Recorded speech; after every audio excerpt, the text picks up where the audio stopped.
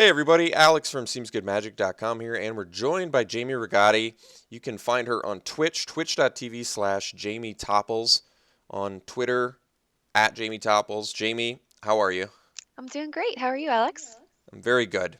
Thanks for joining me here.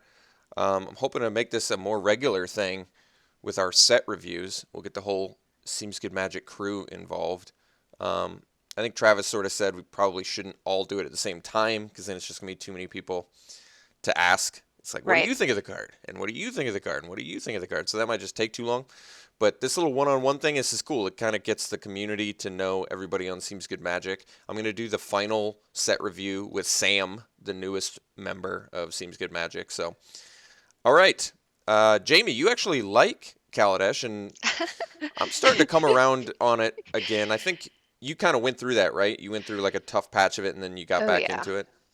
definitely. The first few weeks were brutal for me. I mean, I thought, I don't know. I was like going through such a tough patch. I was like, I don't know if I can play Magic again. It was rough. And how Because, did you find your way? well, you just kind of, I don't know, dive in and just say, okay, I'm going to lose a bunch. And like, you got to know that that's going to happen sometimes, right? Because it does. Yeah. It happens to everybody. Everybody I've talked to, they've said, okay, just power through it. You're going to be fine. This happens. Everybody hits their rough patches. But Kaladesh, I feel like a lot of people hit that rough patch, like people that weren't expecting to. So, yeah, it was different. Well, I'm glad you're finding fun in it now. And I recently came back, and I had a lot of people that were emailing me and be like, "Alex, you gotta stop doing black red every single draft video. It's starting to drive us nuts." I got a lot of people saying that. So I just did a draft, and it ended up being blue green energy, and it ended up crushing. It was like a combo deck with Minister of Inquiries and Electrostatic Pummeler and Larger Than Life, and Wow. it looked cool, and I ended up winning, and I even got the ultimate satisfaction of beating a black red, maybe even two black red aggro decks. So that was Nice. cool. People loved that. There was a great response to that. But can I recreate that amazing draft? I'm not sure. But all right, we've got a lot of spoilers to get through. Yeah. They just released a bunch yesterday and today, so Jamie and I are going to jam through these very quickly, and we'll spend some more time on the ones that I or Jamie think are more significant than the rest. So let's start it off here. We've got Heroic Intervention, 1 and a green, instant. It's a rare. Permanents you control gain hexproof and indestructible until end of turn. So it's a rare. I wouldn't say it's a first pick. Hexproof and indestructible is a great ability mashup. It's kind of interesting actually that it gives hexproof and indestructible. You'd think it would be kind of one or the other. Like if your guys are indestructible, they usually don't need hexproof. But Yeah. um, I think this is a good combat trick, and I think it's something that in constructed could actually see more play as like a sideboard card. If there's board wipe all over the place, making your guys indestructible for 2 mana could be very good. I mean, I'm not like super excited about it, honestly, but I can see it having a place. That's how I feel about this card. Yeah, I think it's going to be a playable combat trick, but nothing Sure. to not like a format definer or anything like that. No. I mean, I'd honestly rather have Blossoming Defense over it, right? Like, Just a pump spell right, plus hexproof. right. That's probably true, and it's one less mana. Exactly. Yeah, Like, this is probably more of like a fourth to sixth pick rare. sure. Okay, next we have Aether Sphere Harvester, 3 mana rare vehicle with flying. When it enters the battlefield, you get 2 energy, and then you can pay an energy and give it lifelink, and it crews for 1. Big fan of this card. This is Whoa. probably the only vehicle I've seen that might even be just as good, if not better, defensively rather than offensively. Yeah. I mean, that's a big butt right there. The Yeah, 3/5 is that's legit. and Um, it crews for 1 too, which is nice. yeah. I mean, I'm excited about this one. This is definitely first pickable, I would say. Yeah, and the thing is, this is a rare, so what's funny is you look at a card like Renegade Freighter, that's a 3 mana common vehicle Oh yeah. that crews for 2, and it can attack for 5 on turn 4. It's so ridiculous. It's They awesome. really, yeah, unfortunately, they kind of, I feel like, dropped the ball a little bit on that one. That just really belonged at uncommon, I think, and putting it at common when you see decks that have like 3 freighters, it's absurd at some point. Yeah. But yes, that's a super powered vehicle there, and I think an easy first pick for any limited player. Okay, Definitely. next we have Life Crafter's Bestiary. 3 mana artifact is a rare. At the beginning of your upkeep, scry one.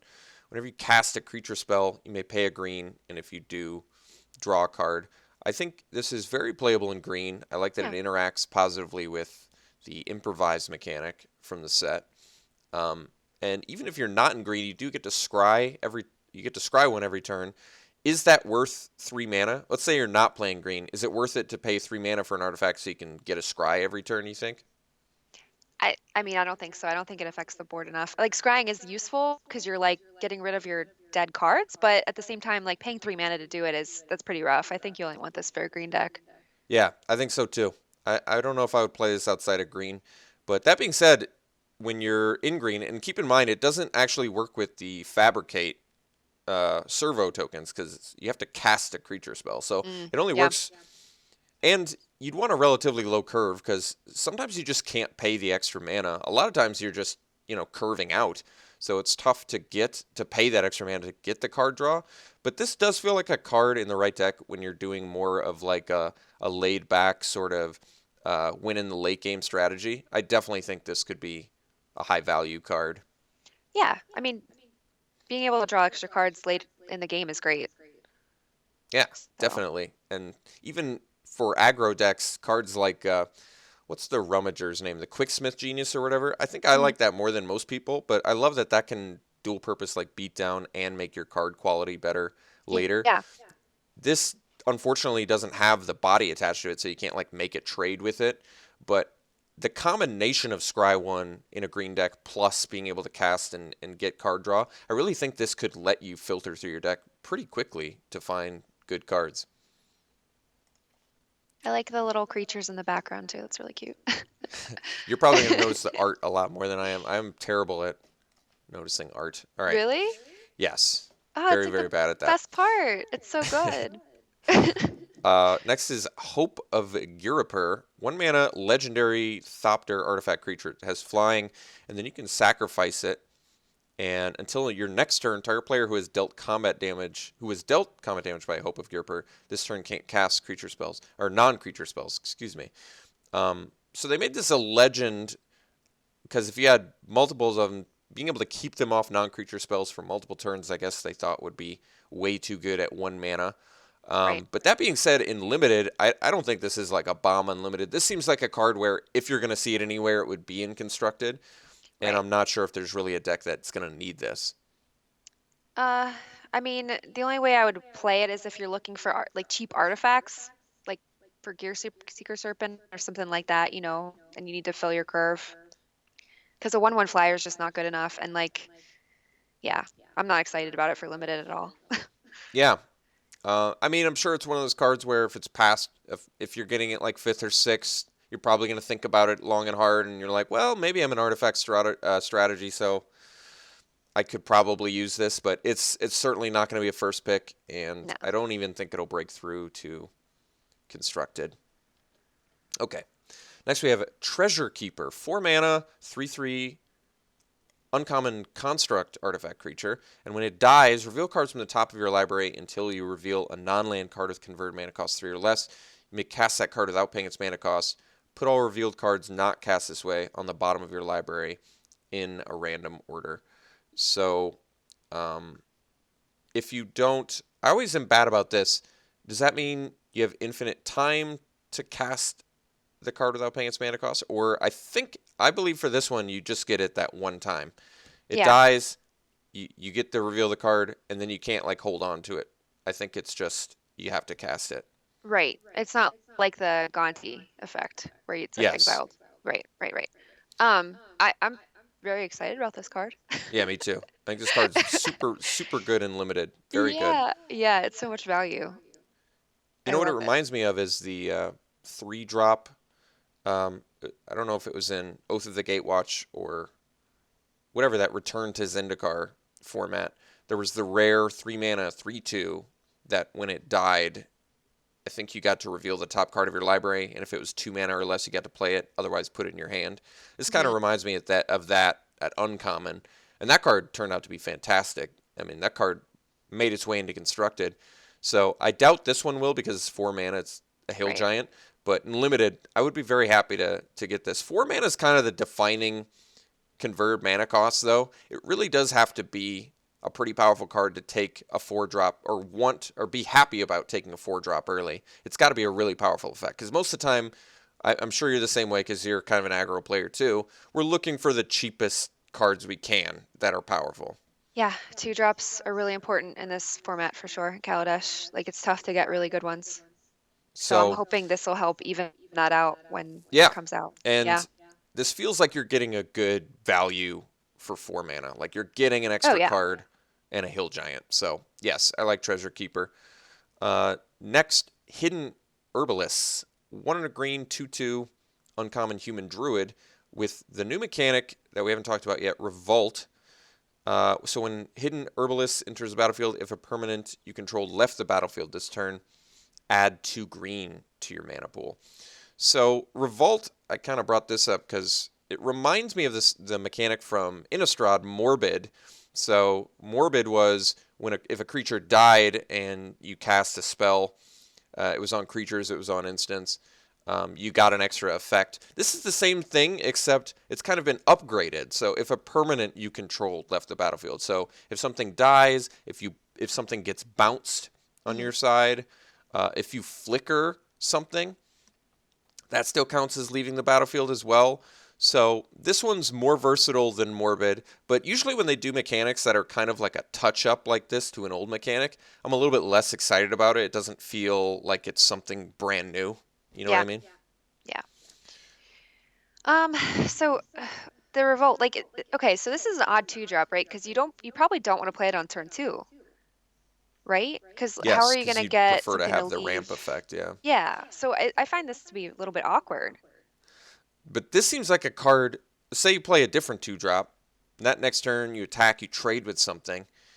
If you play this, you basically can play it for free. So you can Yeah, attack on turn 3 with your 2-drop trade, play Herbalist, then maybe play another 3. You can play like this into a 3-drop. So it's kind of cool in that respect. But you're right. It's not like what's the guy from? There's a guy from Burning Tree Emissary from Gate Crash hmm that was much better than this. But I'm gonna pull it up just so everybody can see what I'm talking about here. Oh, there's a lot of burning cards. Burning Tree. Here we go. A 2 mana 2/2, and when it enters the battlefield, you just get 2 mana. So right. like if you had a bunch of burning trees, it's like burning tree, but you just got to play them all. So they kind of they Burning Tree turned out to be so good that it definitely made its way into constructed. This has enough workaround where I don't even think it's definitely not going to make constructed. I don't think. And in limited, you're not going to like highly prioritize it. If you're an aggro deck, you are going to be happy to have it. But Yeah. I've found like just bears in this format haven't been like insane. It's really the 2/3s and the 3/2s for 2 mana are really like the killers, the great ones. I've Yeah. found. It's like the seed sculptor. Yes, Seed Sculptor, Thriving Grub, Dehund Operative. You have Oh, the all of Dund these operative. Yes. yeah, you just have all these amazing 2-drop, 3 power or 3 toughness Yeah. commons or uncommon commons a lot of the time, which is just crazy. So it really makes the bears look so much less exciting. Right. Okay, so next we have Gifted Aetherborn. Wow, this card, what the? This card is crazy. So 2 black for a 2/3 uncommon vampire with Death Touch and Lifelink. That Yeah, is this card is crazy. like ridiculous. That is ridiculous. What is, yeah. It's uncommon? That seems really good. I guess that the double black is a real cost. It's tough to get 2 swamps on turn 2 sometimes. This seems like a pushed uncommon to me, though, definitely. Yeah. Because it's not a 2/2. They made it a 2/3.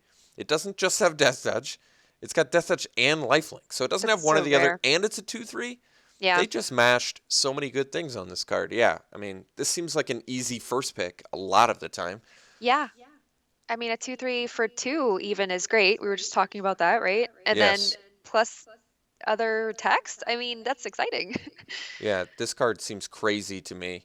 Yeah. And certainly first pickable a lot of the time. Honestly, I could actually, I know it's crazy, see this being played and constructed. Maybe I'm wrong, but the fact that it can kill fatties and still just gain you life starting on turn 3, and it's a relevant creature type for some of the older vampires, at least for the casual vampire deck.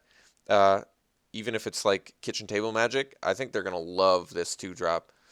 Um, so when tribes get new 2-drops that have this much power, they're usually pretty happy. This is like a little mini vampire Nighthawk. 1 less mana, but it doesn't have flying, and that's it. So Gifted Yeah, Aetherborn, yes, it's got my seal of approval. Crazy good. absolutely. Yeah. Okay, next we have Spire Patrol. 2, a white and a blue for a 3/2 flying uncommon human soldier. And I think this is part of an uncommon multicolor cycle. I might be wrong. When it enters the battlefield, tap target creature an opponent controls. That creature doesn't untap during its controller's next untap step. Yes, this card is very, very good. That's a powerful effect. It's Yeah. great for blue-white in general because blue-white tends to be tempo-oriented. I'm putting down a flyer. I've dealt with your ground guy. Now you can't block my guys, and you can't attack into me. And this is very good. Yeah, a 3/2 flyer for 4 is great, right? Pretty Yes. much. So it's like the added text is amazing. Yes. And Yeah. even though it's multicolor, I guess the multicolor cards are tough because you don't want to commit too early to picking a card like this. But Right. if you ever get this on the wheel, which considering how kind of unpopular blue was with just Kaladesh, it seems like you could definitely wheel Spire Patrol. Yeah. Because it also It's doesn't strike me as a card that's worth splashing for, right. It's you not a know? cloud blazer. It's not turn 4 is tough to splash something on, I think. Yes, Yeah. That's just not quite strong enough for a splash. I agree. but I do like it. Yeah. Okay, next we have Renegade Wheelsmith. 1, a red and a white for a 3/2 uncommon dwarf pilot. Whenever Renegade Wheelsmith becomes tapped, target creature can't block this turn. Yeah, that's a great ability too. Isn't there another card? Oh, we have what's the Doorbuster. So this is kind of like the Doorbuster effect a little bit. Although, does Doorbuster tap or does it just make it? No, I think it just makes it so they can't block. Right. And you have to pay an energy for it, so that's a real Yes. cost. So 1 less mana than the Doorbuster, but you don't get any energy. But then again, the ability isn't tied to energy, like you said, and it's a 3/2 instead of a 4/2. This sort of suffers the same problem as the Spire Patrol, where it's multicolor, so you don't feel super great about first picking it. Even though if it were a monocolor card, you'd be so happy to first pick it. But Right. considering it's multicolor, you're more likely to see it, 5th to 7th pick. It's kind of like the Veteran Motorist. Haven't you ever seen the Veteran Motorist a lot later than you ever expected to, considering it's a 2-mana 3/1 with Scry 2 and still has more? Yeah, but it's so not splashable, right? It's just and you don't want to commit. It's multicolored. So, I mean, I love red, white, and Kaladesh. Like it's overperformed for me. It's been great. So I'm one to take that early and sort of try to force it sometimes, but Yeah. that's me. Oh, you're So talking to the king of forcing archetypes over here, definitely. So I get it. And Veteran yeah, Motorist is very good. So I would say the same thing of Renegade Wheelsmith. If red white, maybe just red white turns out to be a great archetype, and then you're much more willing to right. commit to it early, like the same thing with Veteran Motorist. Okay, next we have Cogwork Assembler, 3 mana, 2/3, Assembly Worker, artifact creature. Now, doesn't the 5-drop from Kaladesh, can't it find any Assembly Worker, or is it you have to Yes. find the card with the same name? Assembly worker. So this is what we Oh, were looking cool. for. This is great. Cool. So Yeah. that gives the tutor effect of the 5-drop a little more versatility. Let's see what the assembler does. So you pay 7 mana, you get to create a token that's a copy of target artifact. That token gains haste, exile it at the beginning of the next end step. So super high cost to it, Yeah. but considering it's cool that you kind of get a nice little utility to use in like the late game, and specifically creating a token that's a copy of a target artifact. Artifacts can and do a lot of times have enter the battlefield effects, so just getting an additional effect each turn could be useful too. It's just so expensive. That's the only thing that's like making me a little bit sad. And a 2/3 for 3 is not super exciting. But yeah, with the other assembly worker, it seems like it has a place. Yeah, I like This it. seems like you're not going to pick it super early, Right. but if you get it in the middle of a draft, I think you're going to happily pick it up. It interacts pretty positively with a lot of the mechanics in both Right. Aether Revolt and Kaladesh. So I like it. But yeah, I'd say middle of the draft sort of card. Next we have Exquisite Archangel. So there's a mythic, 5 and 2 white, 5/5 angel with flying. If you would lose the game, instead exile Exquisite Archangel and your life total becomes equal to your starting life total. Wow. Yeah. These this feels like it's worth it at 7 mana. I typically am not super excited about 7 drops. But would I first pick this card? It's really tough. If the format were to slow down dramatically due to Aether Revolt, I would be pretty happy to first pick this, but it just in limited the difference between 6 and 7 mana is so vast when your deck typically either has 16 or 17 lands that this seems like a card that you're just going to have in your hand a lot of the times and not cast. But that Yeah. being said, the upside on this is, say you're just getting beaten down so hard for the beginning of the game and you finally resolve this, it is nice that you can't lose unless they kill the angel, I guess. So I guess they can just kill the angel and then they Right. just totally dodge the lose the game effect. Yeah. It seems like a lot. I don't know. I'm not excited about it, but it's Yeah. pretty. It's 7 mana I is guess that's so true. expensive. I mean, You're I've like, even cut Leviathan, which I feel like is way more powerful than this, right? I Because it's see. a 7 Is drop. that the energy generating one that bounces the board or whatever? Yep. Yeah, I guess you're So, right. and double white, I mean, that's a thing too. Like it's not splashable. I I'm not That's excited. true. Yeah. Yeah, maybe I got too excited because they can just kill the angel. It needed Right. like needed hexproof or some way to maybe Yeah. flicker itself or something. I don't know, but yeah, I mean, I guess I just thought it was cool because I like the effect. This is the only time I've ever seen that effect. Probably hence why it's a mythic. But that's a crazy effect. I It don't is lose, crazy. and now my life's 20. Yeah. Okay, next we have Solemn Recruit, 1 and 2 white for a rare double striking dwarf soldier. It has Revolt. At the beginning of your instep, if a permanent you controlled left the battlefield, put a +1/+1 counter on it. This card's great. Double strike is so good. Yeah. I So I like it a lot. And the revolt, like you said, if it's in like a aggro deck and you trade off your 2 drop and on turn 3, and then you play this, yeah, a 3 this powered one's double even better striker. than that, Jamie, because this is at the beginning of your instep. So this thing Oh, just keeps, that's so yeah, good. yeah, this thing just keeps growing. Yeah. Oh my Yeah, gosh. Okay, no, now I'm super excited. That's great. yeah, this is so good that it's one of those.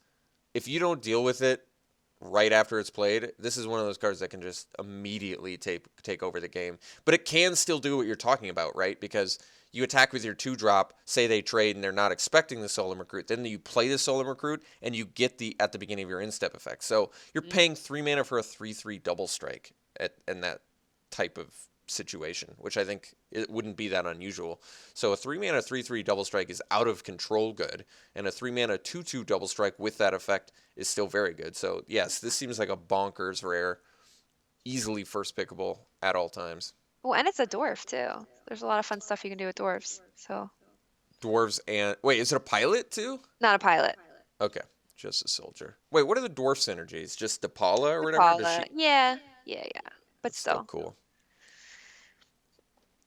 Okay, next we have sort of a weird little black-white card here. Hidden Stocks. It's a black-white enchantment, uncommon. It's got Revolt. At the beginning of your instep, if a permanent you control left the battlefield this turn, create a 1/1 colorless servo creature token. And then it's got 1 sacrifice a creature, scry 1. So I like that it sort of feeds its own Revolt ability, which means for 1 mana every turn you could just scry your servo and get another servo. So it's pretty cool in Yeah. that respect. Once again, though, it's not really affecting the board that much. I don't know. I wouldn't want to pick it very highly. If you're in black white though, sure, and it wheels. Yes. I Yeah. wouldn't prioritize this card super highly, but I actually really like it a lot. I think this is a card where when you're in black white, you're very happy to have this card because it's one of Yeah. those cards where, oh, in response to your removal spell, screw it, I'll just sack the creature you were going to kill. I get to scry 1 now, and I'm getting a servo. So it's kind of like it's a nice utility effect to have. It's randomly good against like steal effects too. Oh, you're trying to steal my guy? Well, I can't afford to take damage, so I'll just sack it. I'll scry one. Or I stole your guy with some effect. Now I'm going to sack it and scry one. So it's kind of cool. And getting a servo, if you can find some way to sort of abuse it and get a servo every turn, other than just sacking a creature, that would be cool too. Because if a permanent you control left the battlefield, right? So Yeah. those artifacts that have sack effects or anything like that also trigger this. And like blanks and all that. Yeah. And it's giving you artifacts. So Right. Yeah, I could see this being in the right deck for sure. Like you'd be excited about it. And in black white, yeah, I think it definitely has its place. But like I said, I wouldn't pick it very highly. I want to be yes, aggro all the time. it suffer. Me too. Much to viewers' chagrin. I want to be aggro all the time. We're starting to get the comments that are like, "Where are the control decks?" It's like, Yeah. hey, I wish they were viable in this format. Right. It's I mean, tough. I feel like they're not in Kaladesh, honestly. Once in a while, I've had some really good ones, but Well, people are quick to point out control deck that work. They're like, "See, they can do it." And I didn't say they can't do it. I'm right. just looking for consistency. You know what I mean? Yes. And that was one time too. Like you can't. Yeah. You can't just measure the entire format by one successful Yeah. control deck draft. All right, so next we have Baral, Chief of Compliance. One in a blue, 1/3, rare, legendary human wizard. I'm already excited. Instant and sorcery spells you cast cost one less to cast, and whenever a spell or ability you control counters a spell, you may draw a card. If you do, discard a card. Unfortunately, its second effect is so sort of narrow that I'm not super excited about that. It is kind of cool that for 2 mana you can make all your instants and sorceries cost less. I actually think that's pretty good. I'm actually kind of excited about this card for that reason. Sure. Yeah. And a 1/3 is, I mean, it's harder to remove than a 2 toughness, right? So like it'll probably Yes. hang around and or people waste their removal on it, right? It's So, am I first picking Baral? I guess is the real question. Typically, how many instants and sorceries does your average deck have, and how many instants and sorceries that are actually more than 1 mana? It feels like most of my decks, maybe have 8 instants and sorceries tops, and that's actually saying a lot. It's probably more like 5 or 6 most of the time. So, in my opinion, I don't think that effect is that fantastic for limited. But this feels like another one of those cards that could break through to constructed, just because you can sort of, you can build around it, and then it right. feels like it does a lot more. And people love their counter spells. Oh, people love counter spells. And how much more annoying is it when you counter something and they get to loot too, Ugh. and then your opponent's just shaking their head at you like, I hate you so much. Yeah. So, all right. Next is Baral's Expertise. 3 and 2 blue. It's a rare sorcery. Return up to 3 target artifacts and/or creatures to their owner's hands. You may cast a card with converted mana cost 4 or less from your hand without paying its mana cost. This effect is actually very strong. hmm Bouncing 3 artifacts, but also more importantly, bouncing 3 creatures. On certain board states, this is like, oh, okay, I got Baral's Expertise. I just win now because you don't have any blockers. So, strong effect, in my opinion. What do you think? Yeah. I I mean I really like it. It seems cheap for what you're getting, you know? And the amount of tempo that you get out of it too is actually crazy because not only are you bouncing 3 creatures, but I'm gonna play my 4-drop creature now for free too. Right. Like that's So insane. yeah, so this card's a real tide turner, and I think this is absolutely worthy of first pick for that reason. Sure. All right, so next we're gonna go through the cycle here of implement spells.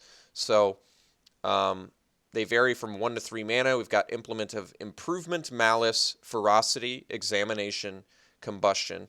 So we have one for each color, and they all have a 1 of that color plus sacrifice the implement. And then whenever they're put into a graveyard from the battlefield, you get to draw a card.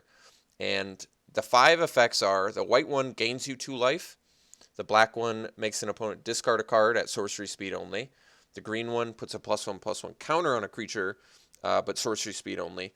The blue one draws a card, and the red one deals 1 damage to target player. So, which one of these, if you were to sort of rank these, which ones do you like the most? Which ones do you like the least? I mean, I'm never really super excited about life gain in limited, right? So I'm Yeah. not really thrilled about the white one. The discarding cards, that might get out of control. Remember, it's sorcery speed only. They have to. Oh, okay, gotcha. They kind of have to do that now. They used to Right. have effects where it was like during your draw step, now I'll just make you discard. And there was so much of a feel bad aspect to that that Yeah. they've sort of just all but eliminated that effect. Now it's pretty much sorcery speed or bust on discard. Okay, so just kidding. That's actually not that good. Yeah. Um, I mean, I think I'm looking towards the green and the red just because they're one mana, and so you can kind of like build around them Yes. for the Uh, revolt. I mean, to be perfectly frank, none of them are really exciting, but Not by themselves, no. yeah. Um, but they do have a purpose, right? Because they work Yep. well with Revolt because they have the built-in sacrifice effect. So Right. for 1 mana, sacrifice now, I'll play my Revolt spell and guarantee that I get synergy.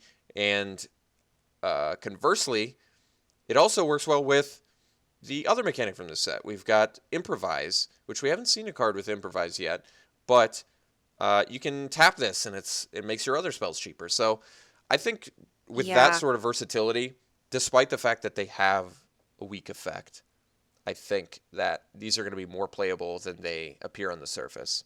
Sure. Oh, absolutely. And they're artifacts. There's a lot of artifact synergies. Like, and that's why I'm saying I'm leaning towards the one costed ones because they're just easy to throw out there. Yes.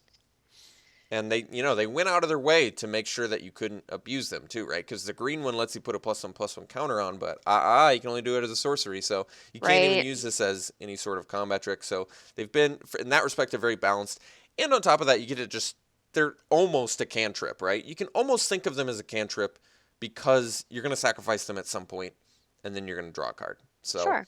Yeah. I think when you look at them under that sort of lens, you understand that they are better than the sort of weak effect on them implies that they are. Right.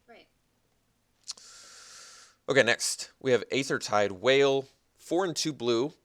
It's a rare flying whale creature. I love the flying whales; they're my favorite, just because so ridiculous. Yeah. When Aethertide Whale enters the battlefield, you get 6 energy, and then you can pay 4 energy and return it to its owner's hand. And it's a 6/4 flyer, so yes, this card is absolutely worth the cost.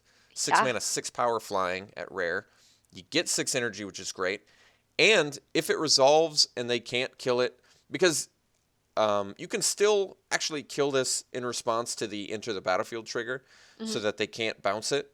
But they do only get that small little window to use an instant speed removal spell to deal with it, unless you already have a bunch of energy in the tank. But um, I love this card. This card is Yeah. very, very strong. It's great because what are they going to do about it? They're Like, gonna die in yeah. 3 turns probably. So yes. Do you like the long finned sky whale too? So I loved it at first. And then as the format progressed, I'm like, oh my gosh, not being able to block is a real cost. But That's true. as long as you can clog up your ground enough, I love it. Like you just need a couple of sky gates in a deck with that and you're fine. I so rarely play blue anymore. I couldn't even tell you, but I was the same way. I was a very early proponent of long fin sky whale. I think I'm still on board with it if you're in blue. Yeah. Um, 4 mana, 4 power flying is, I mean, it'll put games away. It's got to be great for your standard, blue white flyers deck still, but yes, Aethertide Whale feels like it's just a very bomby finisher. And the Yeah. fact that it's tough to kill is super significant. All It like right. protects itself. I love it. Yeah. And not only does it protect itself, but you get to bank 2 energy when you use this effect and then replay it and get another 6 energy. So Yeah. it kind of is like a build infinite energy over a bunch of turns thing too, if you need it to be for some reason. Um, Right. Aetherborn Warrior, 2 and a black, uncommon Aetherborn creature. It has Revolt. When it enters the battlefield, if a permanent you control left the battlefield, target creature gets -3/-3. This is a great card. Very, Yes. very good. Yep. Would this one be worthy of splashing? Um, that's tough to say. It's maybe because you could play it late and it's still great. Yeah. Yeah, I could see it. I could see myself splashing Aetherborn Warrior. might be a pretty corner case. And you still have to get the revolt effect too. Right. Um, and remember, we've seen a couple different types of revolt too. We've seen the enter the battlefield revolt, which this one is, but we've also seen the end step at the beginning of your end step revolt. So I'm wondering if we're going to see more than that too. I don't know. Is there some other? Are those the only two we could do? Is there like a revolt at the end of your combat step or something like that? I don't know. Yeah, we I'm haven't not seen them yet. sure. Or Yeah. at the beginning of your upkeep, could you have if a permanent you control off the battlefield last turn? I think it's got to be if a permanent you control left the battlefield this turn Yeah. always. But yes, this card's great. This is a very powerful uncommon. I love these sort of uncommons too, that are efficient and the upside on them is just ginormous. Just kill your guy, and now I have a 3/2 on Right. turn 3. It feels like actually now that I've said that, a lot of times you're just not going to play this on turn 3, right? Because if you Right. have your 2-drop and you attack into their 2-drop and they trade, what are you going to do? Play this in? Um, and in fact, it's a must. I don't know if you noticed that. So you actually can't play this on turn 3 if you traded 2-drops, you would have to kill your own Aetherborn Warrior, I think, right? Um, if you traded 2 drops. So you play a 2-drop Hmm. on turn 3, you attack into their 2-drop, you trade, you try and play Aetherborn Warrior, you get the Revolt trigger, and because the permanent you control left the battlefield, target creature has to get -3/-3. There's Gotcha. no other creatures on board. So you'd I have to guess I'll target target your my own own thing. Aetherborn Warrior. So Yeah, because yeah, that's this isn't a awkward. card. This isn't a card you play on turn 3. I'll say No. that. But still, very powerful effect, and I would highly consider picking this card super early. I'd be probably pretty happy to first pick it. Sure. Okay, next we have Call for Unity, 3 and 2 white. Revolt, at the beginning of your end step, put a Unity counter on Call for Unity if a permanent you control left the battlefield this turn. And then creatures you control get +1/+1 for each Unity counter on it. Oh my god. That's crazy. It is a 5-drop that doesn't have any immediate effect, but because it's at the beginning of your end step, it doesn't seem like it's that hard to abuse. This is definitely more of a dirtly card, but if you can dirtle just a couple turns, get that revolt effect just a couple times, and remember, it's not either. It doesn't trigger on either end step. It's only at the beginning of your end step that you can put the Unity counters on it. But this still seems definitely playable and limited. I don't think I would first pick this. I definitely wouldn't first pick it. It's just it takes too long to set up. But it's really powerful. I could see it being in like a Flyers deck, right? You want to get your Flyers out of control. I don't know. Any Or sort like of, if you little can manage to dubers. dirtle long enough, this card will take over the game. Sure. And you can sort of build around it, right? Because we've already seen those sacrifice artifacts, which just are phenomenal with this. But yeah, like you said, there's no immediate impact, and it's 5 mana, and it's hard to cast. Yeah. But it's one of those cards that just looks very exciting once it's got like 3 Unity counters on it or whatever, and your whole team Sure. is just enormous. Okay, next we have Walking Ballista. So this is a 2x rare construct creature. Walking Ballista enters the battlefield with X +1/+1 counters on it, and then you can pay 4, put a +1/+1 counter on it. Then you can remove a +1/+1 counter, and it deals 1 damage to target creature or player of your choice. So it's actually not terribly efficient. You have to pay 4 mana to get 2 +1/+1 counters, and so on. But I love that it actually, once you have it out, you can just invest mana in it and make it bigger. So I actually think this card is really, really good. I think a lot of times you're going to just play it as a 2-drop. Well, the beauty of this card is you don't have to. So actually, I like this card enough where I think I would easily first pick it most of the time, because you're either paying 2 mana for a 1/1 that can ping something and grow later, or late game, it's turn 15, you have 8 mana, and I was like, oh, okay, I'll just pay it all in this, get my 4/4, and now I can just remove the counters and ping at will. So I actually really like this card a lot. It's really versatile for sure. And yeah, I like anything that you can play on turn 2 that has an effect later on in the game. So this is a nice mana sink if it doesn't get removed, you know. But I think it's great. Yes. It's good when it's cheap, it's good when it's expensive, and on top of both of those, it's got the activated ability that lets it grow even more. So yes, this card is really strong. Yeah. I'm trying to think if this would make through to constructed. I feel like that's wishful thinking, like it probably won't, but for some reason I want it to, just because it seems like it's such a good like combination of things. Yeah. Whenever you say constructed, I'm like, I don't play constructed at all. That's funny because Travis said the same thing. He's like, I don't play standard, so I guess you're gonna have to talk your way through that one. And he Yeah. only plays modern, so he's looking at these cards through the lens of good enough for modern, and it's gonna be Right. And like that's nothing is tough. good enough for Yeah. modern. All right, so next we have a Lightning Runner, a Mythic, 3 and 2 red, human warrior with double strike and haste. It's a 2/2. Whenever it attacks, you get 2 energy, and then you can pay 8. You can pay 8 energy, and if you do, untap all creatures you control. And after this phase, there is an additional combat phase. Yeah, this card is ridiculous. I'm not a huge fan of 5 mana 2/2s. They're not my favorite. Right. But The double effect. strike haste with get 2 energy when it attacks, and if you have enough, you can just. So technically, you only need 6 energy if you're attacking with it. So if you have 6 energy banked, then you just get an additional combat step. So yeah, this card definitely seems like something I could first pick and be pretty happy about. It's one of those cards that comes out of nowhere too because it's got haste. Yeah. So when your opponent doesn't expect you to, bust out a double striker that gives you an additional combat step, it just seems like if they're tapped out, they just lose. You know what I mean? Right. It's like, It seems unreal. The double combat phase, that's like a dream. But for yeah. 5 mana, I get it. It takes a bit of setup and you need the energy. And So it's very squishy, right? It's very easy to kill. It's only got 2 toughness it's for squishy. 5 mana. I Yeah, like to that. use lol terms. But yes, Lightning Nice. Runner. Love it. I'd be happy to first pick it and play it because I also love red. Yeah, red's Okay, great. next is Outland Boar. 2 a red and a green for an uncommon boar creature. It can't be blocked by creatures with power 2 or less, and it's a. Oh, it says 3/3 down here, but it's actually a 4/4.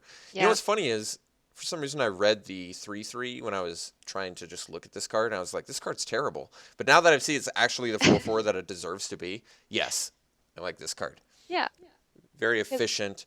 How impressed have you been? You know, initially with because we've seen this effect before, the can't be blocked by creatures with power 2 or less. It's on like Elegant Edgecrafter or whatever. Yep. Initially, I thought it was a pretty underwhelming effect, but I've actually found it's better than I originally thought it was. Like Gear Per Guide that we've got on here, the source. Gear Per Guide and Elegant Edgecrafter were both better than my initial opinions of them were. What do you think? I mean, yeah, I agree. What the Edgecrafters is pretty powerful as a finisher, right? Because a lot of times I mean, a lot of people will just have a line of power 2 or less, like you'll be like, Yeah, okay, can't block at all. servos But and Thopters, yeah. right. So, I mean, yeah, it's still a 6 drop though, so I'm not really happy to take it highly, but I mean, I will. Do you ever play Gear Per Guide? I do because it passes the vanilla test, right? It's a 3/2 for 3, so that's fine. And yeah, the ability is useful, but I haven't found myself using the ability as much as I thought I would. But I I've see. used it, Okay. so yeah, I like the boar. I Now that I do. know it's a Yeah, 4/4, big fan 4/4 of is this great. card. I don't know how early I would pick it, but this definitely passes my test of good efficiency plus an ability that could definitely be relevant. Like, you know what a beauty of a card like this is? They can't multi-block it Right. either, really, They can't just put their 2/3s in front of it. So it's like a lot of times this is going to trade with something big, and you're either going to be happy about that or happy that it's getting through all of your opponent's 2 power creatures. Yeah, not splashable though at all. Yes, You have to same be in sort red of. green. All of these multicolor cards tend to have the same problem, where it's like you open pack one, you're at pack one, pick one, and you see the boar, and you're like, well, I love this card, but I'm going to go for this monocolor removal spell. I'm going to go for this monocolor 2-drop creature. So, yes, all these multicolor cards suffer that problem. All right, next we have Weldfast Engineer, 1 a black and a red for an uncommon creature. I don't know what the type is because it's in Russian and they don't have it here. At the beginning of your combat phase, target artifact creature you control gets +2/+0 until end of turn. I'm going to guess because it's an engineer that it's just an artificer. So let's just say human artificer is going to be the best guess, Sure. especially given the effect too. Okay, let me tell you why I love this card. You play it pre-combat, and you immediately get impact from it. You get to attack, you can buff your servo, and suddenly your servo's a 3/1. So it pushes damage through the turn you play it, which I like, and it's a 3 mana 3/3. So this card is actually deceptively even better than it appears. Yeah. Oh, it's great. I mean, I have no complaints. I would be tempted to first pick this because I do love me some Rakdos. Me too. This Especially might in be Kaladesh and hopefully in this set too. this might We'll be see. one of the better ones of these sort of uncommon cycles of the multicolor cards we've seen, especially since it's like a reoccurring effect too. Like Yeah, for a deck that just has a bunch of artifact creatures, it's it's like, great. okay, I'm gonna keep back my Wildfast Engineer, but I'm just gonna keep pestering you with servos that are 3/1s that you have to deal with. So I really Right. like this card. Well, because everyone feels bad to trade for a servo, right? Oh But yeah, this is going to make them have to do it. yes, big fan of that card. Yeah. Okay, next we have a Skyship Pirate. 1 and a blue. It's a human pirate. It's a 2/1 flyer, and when it deals combat damage to a player, choose target permanent or player for every type of counter on the chosen target. Give each another counter of a kind already there. So, what I like about this, it can give you energy. It can buff your any of your things that have +1/+1 counters. Um, it can, like with that 5-drop rare enchantment we saw in white that gives unity counters and buffs your team. It can put another one on there. So it seems pretty versatile. And what? At worst, it's a 2-mana 2/1 flyer. So Right, which yes, is great.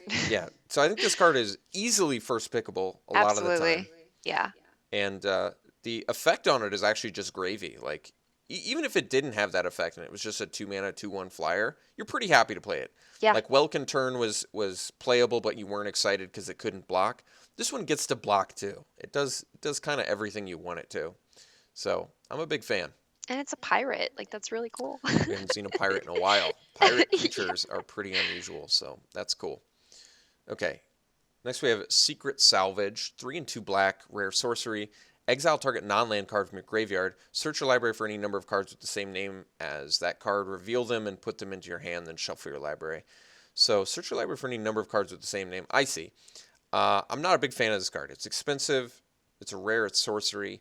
You have to remove something, and then you have to have a bunch of copies of that thing, and then you only get to put them in your hand. So as far as playable and limited, I would say no. As far as playable and constructed, much too expensive. So this card just seems so narrow and expensive that I would never play it. Yeah, I mean, if I put them onto the battlefield, that would be Yeah, different, maybe, but still, there's a lot of setup for it. So I don't, it would, yeah, and it would be. I feel like it would be easily abusable if it was something that let you put it sure. immediately on the battlefield. Right. So Secret Salvage, unfortunately, not good enough. No. Next we have a reprint here, Shock. So this one's easy enough. Shock, 1 red, deal 2 damage to a creature or player, instant speed. Always a gold standard effect to have in limited. And yes, a lot of the times it even breaks through to constructed when your old pal Lightning Bolt is not around. Shock is good enough. So yes, probably going to be played in standard and 100% going to be played in limited. Oh, And absolutely. how early do you pick Shocks in limited? I don't know. It's kind of tough to say. I feel like a lot of the times I'm going to pick Shocks super early. Yeah. Just cheap removal that Yeah. can burn face. There's just nothing wrong with Shock. Nope. Do you like the new art on it? Here, did you see that? I pointed out the art. I do. That's nice. Yeah, it's Yeah. cool. Ooh, he's got. It seems like a weird weapon though, right? I mean, it just creates a little It's just electricity right in front of you. Or am I 2 supposed to? damage, you know? I see. It's nothing fancy. You're just shock. All right, next we have Indomitable Creativity. 3 red X, Mythic, Sorcery. Destroy X target artifacts and or creatures. For each permanent destroyed this way, its controller reveals cards from the top of his or her library until an artifact or creature card is revealed and exiles that card. Those players put the exiled cards onto the battlefield and shuffle their libraries. So this card I don't think will be played in limited. It's too random, which makes sense for red. So flavorfully it fits red perfectly. As far as the effect goes in limited, I don't like it. This does definitely seem like a card that you can abuse in Constructed, and the way would be you have a bunch of creature tokens, but the only creatures in your deck are huge fatties with abilities. So you play this, you destroy your... Because it works with artifact creatures too, right? How does that work? Until an artifact or creature card is revealed. I see. So you could have little servo tokens and just destroy all those. I guess you could do that in limited too, but it's just, I'm not a huge fan. But yeah, like I was saying in Constructed, say you have 3 servo tokens, but the only creatures in your deck are like just 10/10s or something. You can just control the outcome of the guarantee that you get 3 10/10s by sacking them. So in that regard, kind of a cool effect, a very big build around it Constructed. In Limited, I'm not super excited about it. What do you No. think? It's just too awkward. There's just too much setup. It's yeah. I'm not a fan.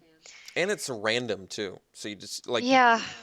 does let you destroy your opponent's creatures. So say they have some creature that you can't deal with otherwise.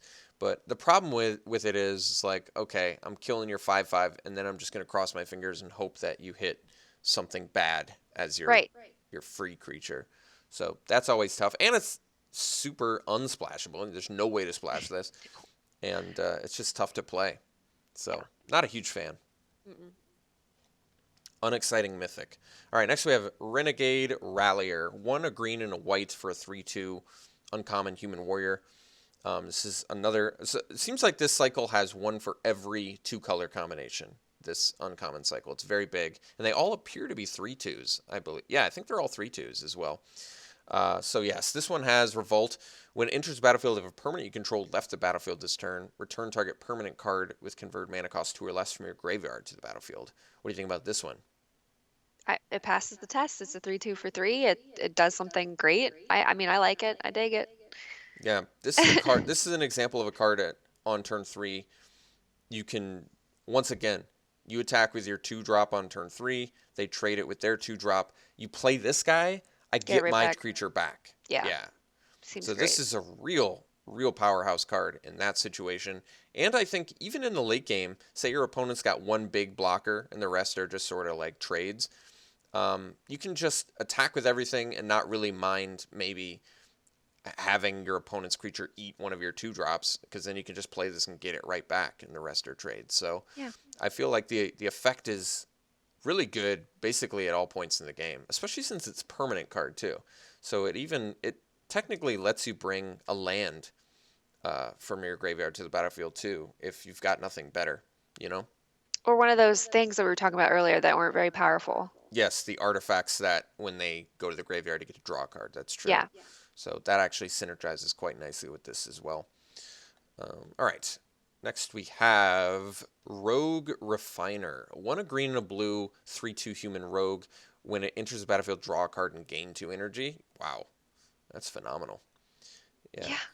that's a great couple of abilities. Anything that cantrips that's this efficient is auto like amazing. So I really like this card a lot.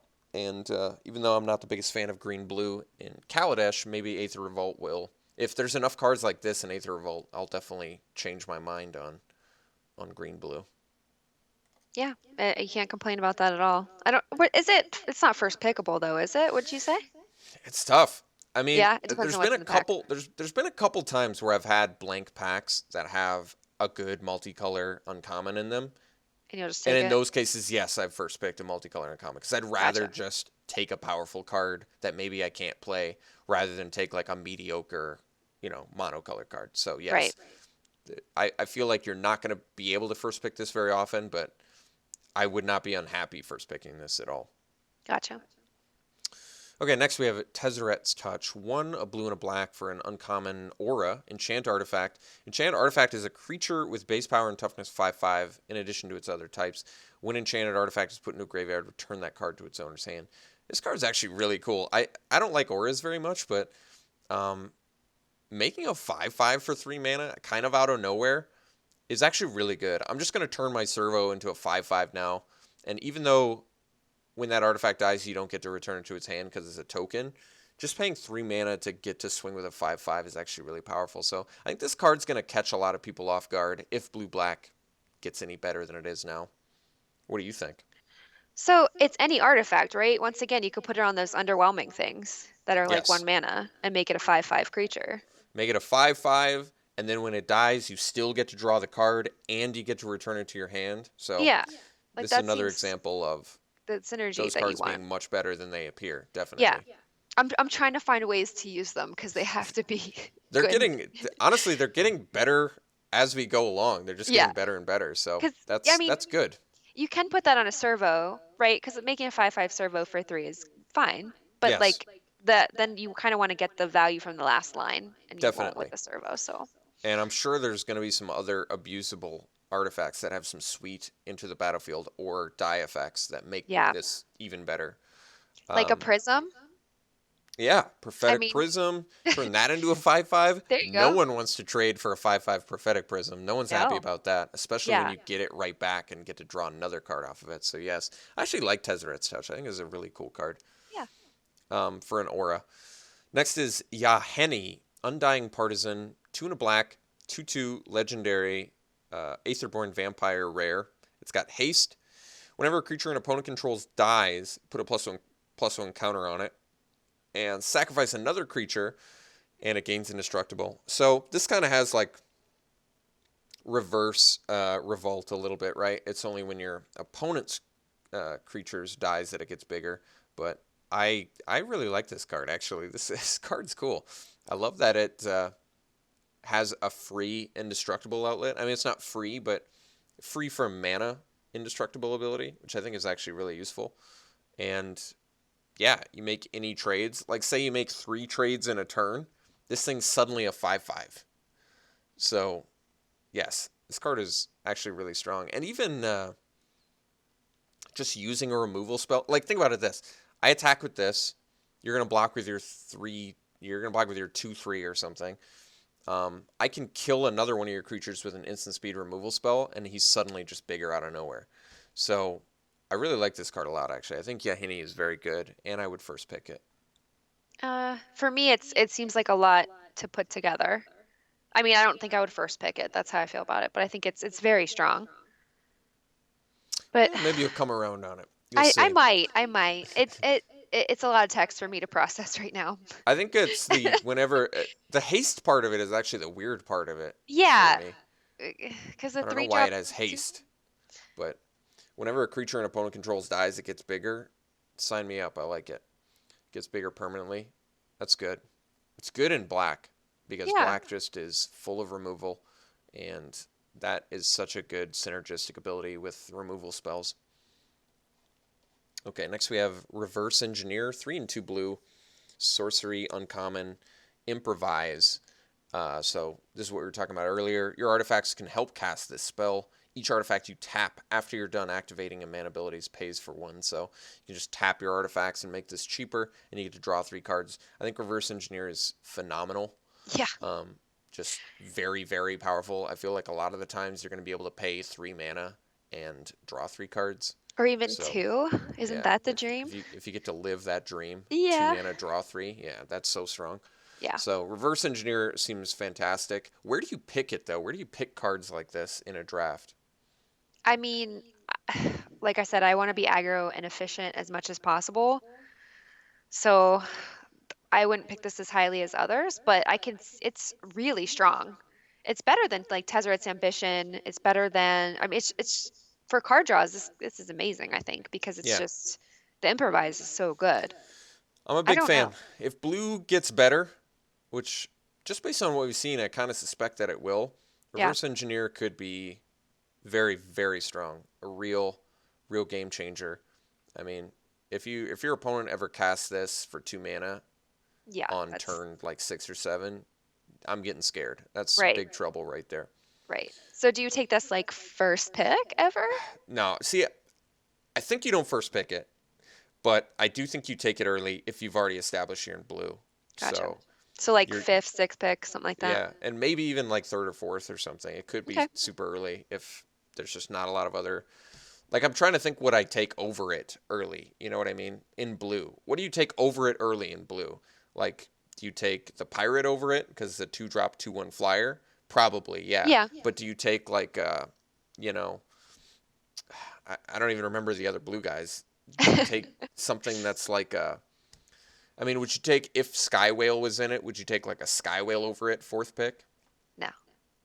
Yeah, I don't know if I would either. If they And were I, in the same set, right, obviously. right. Um, Next is Mechanized Production, 2/2 blue, mythic, aura. Enchant artifact you control. At the beginning of your upkeep, create a token that's a copy of enchanted artifact. Then if you control 8 or more artifacts with the same name as one another, you win the game. Wait a second. This card's crazy because it works with servos. So if Yeah, you that's wow. So remember, it checks on your upkeep, so you don't get to just play it, and if you have 8 servos, you win. But the fact that this just copies artifacts all day, oh my god. This card is very, very good. I could actually see myself easily first picking this too. It just copies every turn.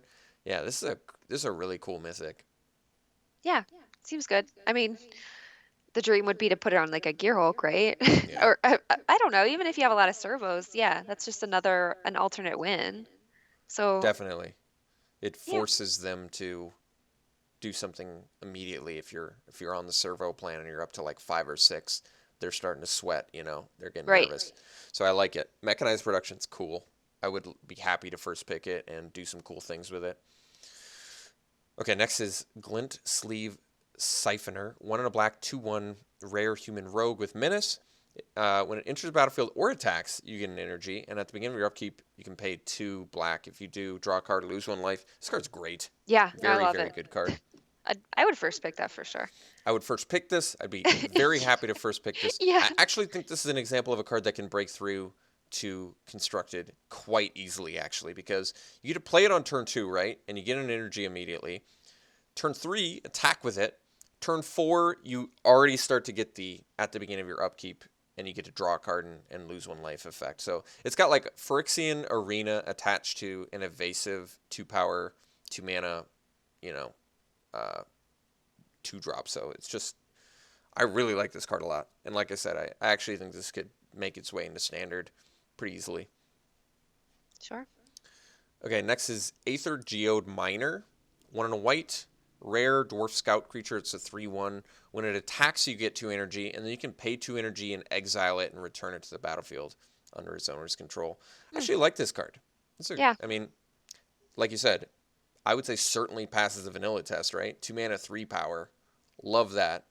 And then the fact that it just builds energy so early, too, for either itself or other cards, I really like it.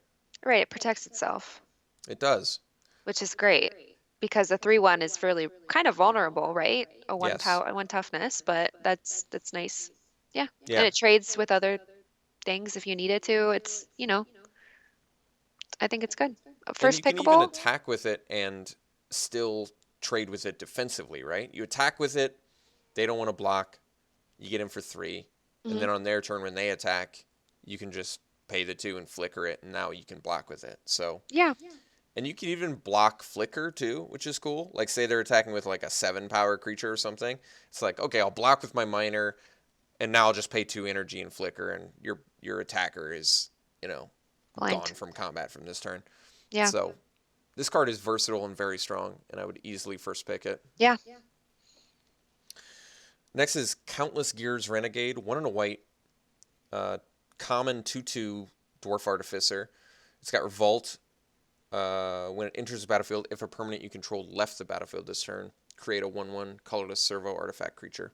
So I kind of like this card because it's common. I don't know if I'm picking it super highly because it's just a 2 mana 2/2, but the Revolt ability is only kind of okay too. I mean, you're just getting like a 1/1. At the best, you're paying 2 mana. At its best, you're paying 2 mana for a 2/2 with a 1/1, which is actually very good. Yeah. But um, how highly are you prioritizing this common, I guess? I not very highly, but I'm happy to pick it up like eighth, ninth pick because Yeah, it's a bear and it has upside, so that's how if I you feel can get about it that. that late, that's true. Like Yeah. compare it to a card to like the Aviary Mechanic. What do you like more, the Mechanic, the 2/2 that bounces something, or this that can potentially get you another 1/1? I mean, the mechanic is going way higher in my book now with like all the revolt stuff, right? Oh yeah, that's a good point because all of Yeah, all the Revolt Yeah, stuff. That's but I mean, if they were in the same set, like it's so hard to talk about Kaladesh because now you only have one pack of them, right? So you're not yeah, going to see them as much. that's true. It's tough to like measure how much the Kaladesh cards are going to affect this set now because there's only one pack of it. That's true. Right. Um, I think But make actually, just thinking about Countless Gears Renegade a little bit longer, I think this card is actually better than it appears. I think if you're ever, once again, trading your 2 drops on turn 3, getting this plus a 1/1 on turn 3 is very good for a beatdown deck. It's a nice amount of body. Multiple bodies, 2 mana, 3 power, 3 toughness overall. Pretty good. I yeah. like it, especially at common. So, um, I think it may even go earlier than like 8th or ninth pick. I think it could be like 5th or 6th pick, definitely. Okay. I can see it. Yeah. Next, we have Renegade Map. 1 mana, common artifact. It enters the battlefield tapped. And then you can tap, sacrifice it, search your library for basic land, reveal it, and put it in your hand. This card's actually great. I've never seen color fixing at colorless be so cheap. It's one Mm. mana. It's 1 mana color fixing. It takes an extra turn, granted, but I really like this card a lot, actually. Yeah. If you're trying to splash, it seems great. And it's an artifact for all the Revolt stuff. I mean, there's a lot of combinations you can get with it, and it's pretty. It is. And the fact that, yeah, like you said, actually, the Revolt, yeah, you get to sack it and on turn 2, and like think how cool it is with your Renegade, actually. Turn 1 Renegade map, turn 2, they even both have Renegade in the name. Perfect. They were made for each other. Yeah. You play the map, turn 2, sack it, get a land of any color, play the Renegade, boom. 3 power, 3 toughness on board. Nice. Yeah, that's cool. Renegade maps, I think, going to be highly played. Like I said, whenever I'm playing 3 color, one of my colors is green, right? Because green just tends to have like the attune with Aether. It's got the Wonder. servant to the conduit. It has the ways to fix your mana. Yeah. So seeing something colorless fix your mana, that might really open up the field to 3 color decks that don't have green in them, and that might be cool. So I look forward to seeing that, especially since this is a common. I feel like this will go super late too, because any sort of aggro player is not going to be interested in it, Right. and anybody who's not aggro but is just looking at 2 colors not going to be interested in it. So it is sort of like a niche card that if you're interested in being 3 color, you're going to be really happy to have. So I like that. Do you like it better than Prism or no? Um, I don't like it more than Prism. I Okay. don't like it more than Prism, It but makes sense because if Prism you is can't, now that we can't get Prism very easily, this is right. certainly a fine substitute. Gotcha. Okay, next is Aid from the Cowl. 3 and 2 green, rare enchantment. With Revolt, at the beginning of your instep, if a permanent you control left the battlefield this turn, you may reveal the top card of your library. If it is a permanent card, put it onto the battlefield. Otherwise, place the card on the bottom of your library. This card's actually interesting. The fact that you can, like, spit out your 5-drop creature kind of out of nowhere at the beginning of your instep if something left is good. That being said, I'm not first picking this, and it's kind of tough. It's kind of tough because it does require some things work out in a couple ways. Not only do you have to have things leaving the battlefield so you can get the Revolt trigger, but you have to have cards on top of your library that are good permanents to really like abuse it. So it's Right. narrow enough where in limited I'm not super excited about it. And it's expensive, yeah. It's too much setup. It's a bit of a do nothing. We've seen a couple of these sort of this might even be a cycle with that Unity, the 5-drop enchantment white spell that buffs your team for each Unity counter. Hmm. So it's I guess we can call it the 5 mana do nothing enchantment rare cycle. Yeah. Maybe these cards will surprise me, but I don't think they will. Okay, next we have Aegis Automaton. 2 mana, 0/3 common construct creature. You can pay 4 and a white, return another target creature you control to its owner's hand. So this card's not that great on the surface, but I actually think that effect is pretty good. Basically just make all of your... Well, there's actually a few ways you can abuse that activated ability, right? If you have great enter the battlefield abilities or effects on cards, this is great. If your opponent has a lot of removal spells, this is great. You can just bounce them, save them. But 2 mana 0/3, not terribly exciting. I think it'll go late, and I think that it could actually be more useful than it appears. It could be annoying in certain board states, you know? Sure, yeah. And I mean, like it's late game, yeah, being able to bounce stuff with all the revolt, it's fine. I mean, I think it can go in a certain deck, but I'm definitely not picking it very highly Yeah, at that's all. true. It kind of is like a little infinite engine with Countless Gears Renegade. Now, granted, it's super expensive, but Yeah. two commons, two commons that can kind of just make an army for you when you have nothing better to do. That's actually kind of cool. It's Yeah. something just to keep you busy. Okay, next we have a Rishkar's Expertise. 4 and 2 green. It's a rare sorcery. Draw cards equal to the greatest power among creatures you control, and then you may cast a card with converted mana cost 5 or less from your hand without paying its mana cost. I actually think this card's really good. Um, I mean, granted, you actually have to have a creature to do anything with it, but what's so fantastic about this card is you pay 6 mana, say you just have a 3 power creature, you get to draw 3, and then among those 3 cards that you just drew, you can cast a 5 or less mana, one of them, as well as whatever else is in your hand for free. So this card actually, to me, does seem like a first pick because you can draw a bunch of cards and then you get a free spell. So it's not just drawing cards. It does probably equate to a 5-drop or less creature spell coming on your side of the board too. Right. Well, and in green, you're playing creatures, right? So Yes. like this, it's fine. It's great. Yeah, I would first pick it as well. It seems really good. Yeah, big fan. Green has always struggled getting card advantage too. So seeing something like this is like, that's nice. It Yeah. rarely happens. And when it does happen, it is actually pretty much always at rare that they get to draw cards just because it's such a powerful effect for them. I guess Harmonize kind of being the exception. But next is Inspiring Statuary, 3 mana, rare artifact. Non-artifact creatures or non-artifact spells you cast have improvise. So what's cool about this is your artifacts can make all your other spells cheaper, but I don't typically like cards like this that, you know, don't do anything on their own really. Actually, what's kind of cool about this one is it works with its own ability. Did you notice that? Because it gives all your non-artifact spells improvise, and then you can use it to help cast your non-artifact spells. So for that reason, I actually like it a little bit more because of that. Sure. I I don't know. It's one of those ones that yeah, like it's playable, and if you're playing really expensive stuff, maybe. I don't know. I can't even think right now. It Like, jumps you from 3 to 5 mana yeah. Like on its own. So even if you don't have other artifacts, like I said, it's nice that this card helps you pay for your non-artifact spells with it. So in that regard, I love that it like works well with its own ability. I wouldn't first pick it, but I actually would take and play this card just for that reason. Just the fact that it's like a little mana rock at worst, yeah. and it can make your I mean, if you have enough artifacts in your deck, it can make all your other spells much cheaper too. So kind of cool. I'd like to see it in action. I think it's gonna surprise people that So it's it's probably it's better than it looks. ramp, right? I mean, that's how you have to look at it. Yes, and there's not a lot of ramp effects. Certainly not in colorless. Um, Spire of Industry is the next one. It's a rare land. So you can tap to add a colorless, or you can tap and pay 1 life and add 1 mana of any color to your mana pool, but you can only activate it if you control an artifact. I like this card. I like fixing.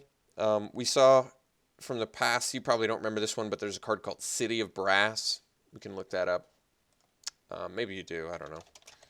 But Yeah, City it of was Brass is you.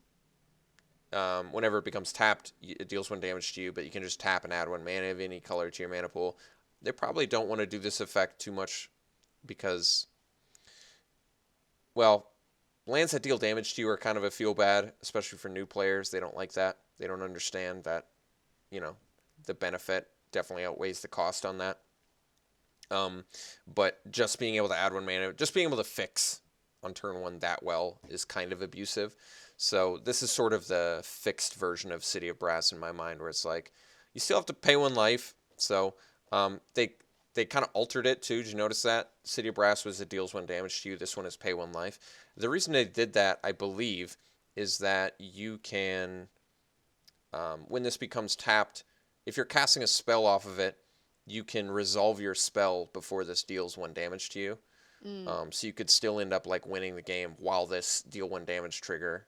Maybe you're at 1 life. You can still win the game while that's on the stack. gotcha. This prevents that from happening because you have to pay the life. But yeah, am I picking it super highly? No.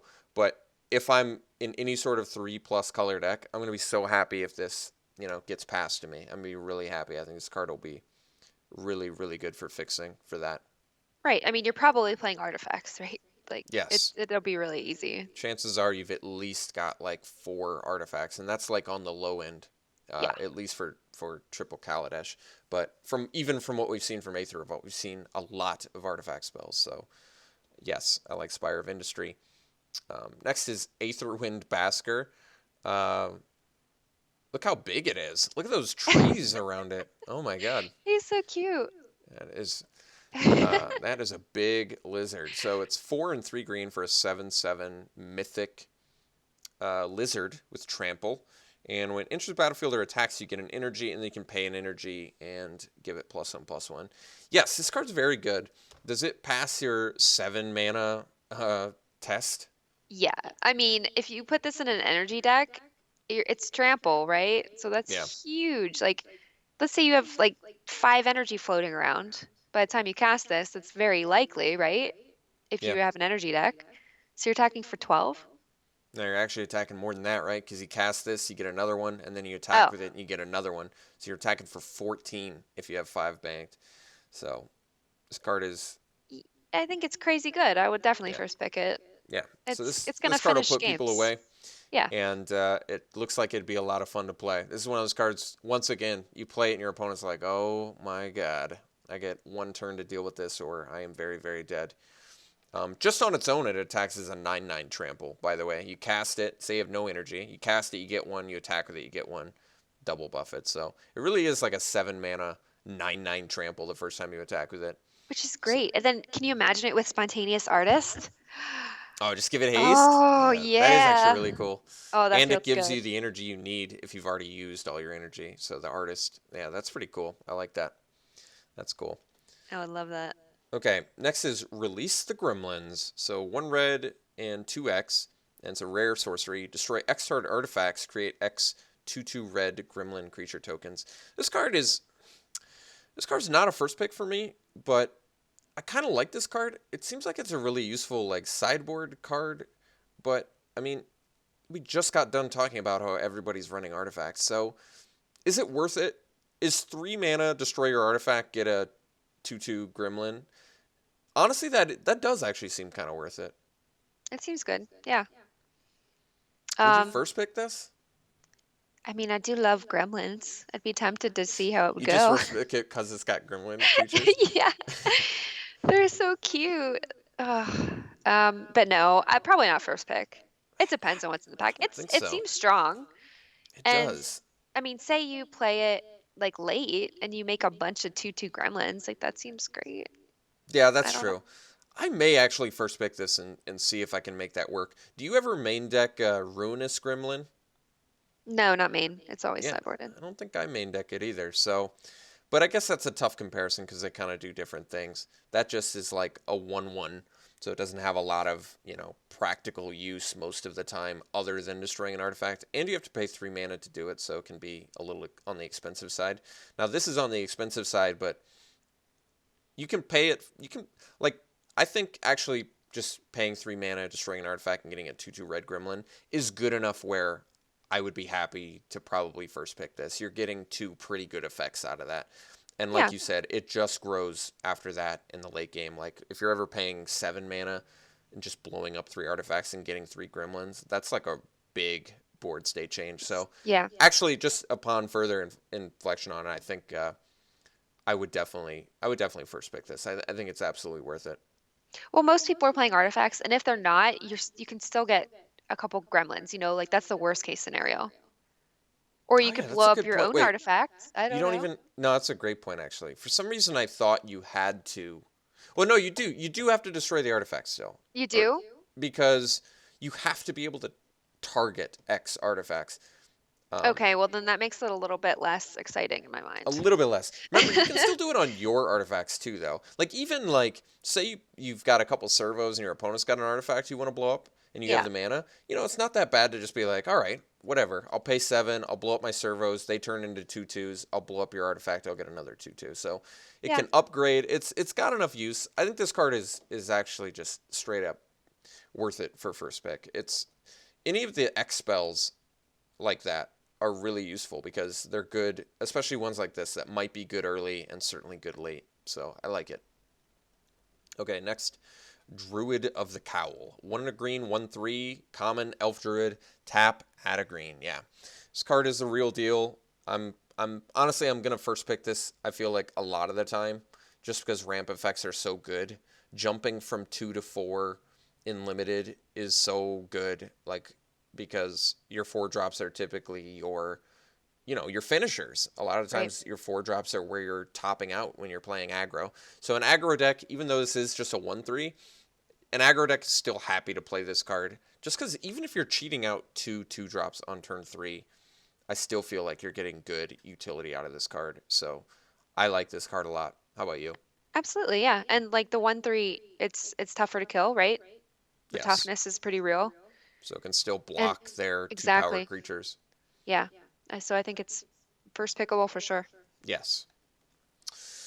Okay, next we have Rishkar, Pima Renegade, 2 and a green, rare, legend, elf druid. So this is part of that cycle of 3 mana. It looks like 3 mana, 2/2 legendary creatures. No, that's not right.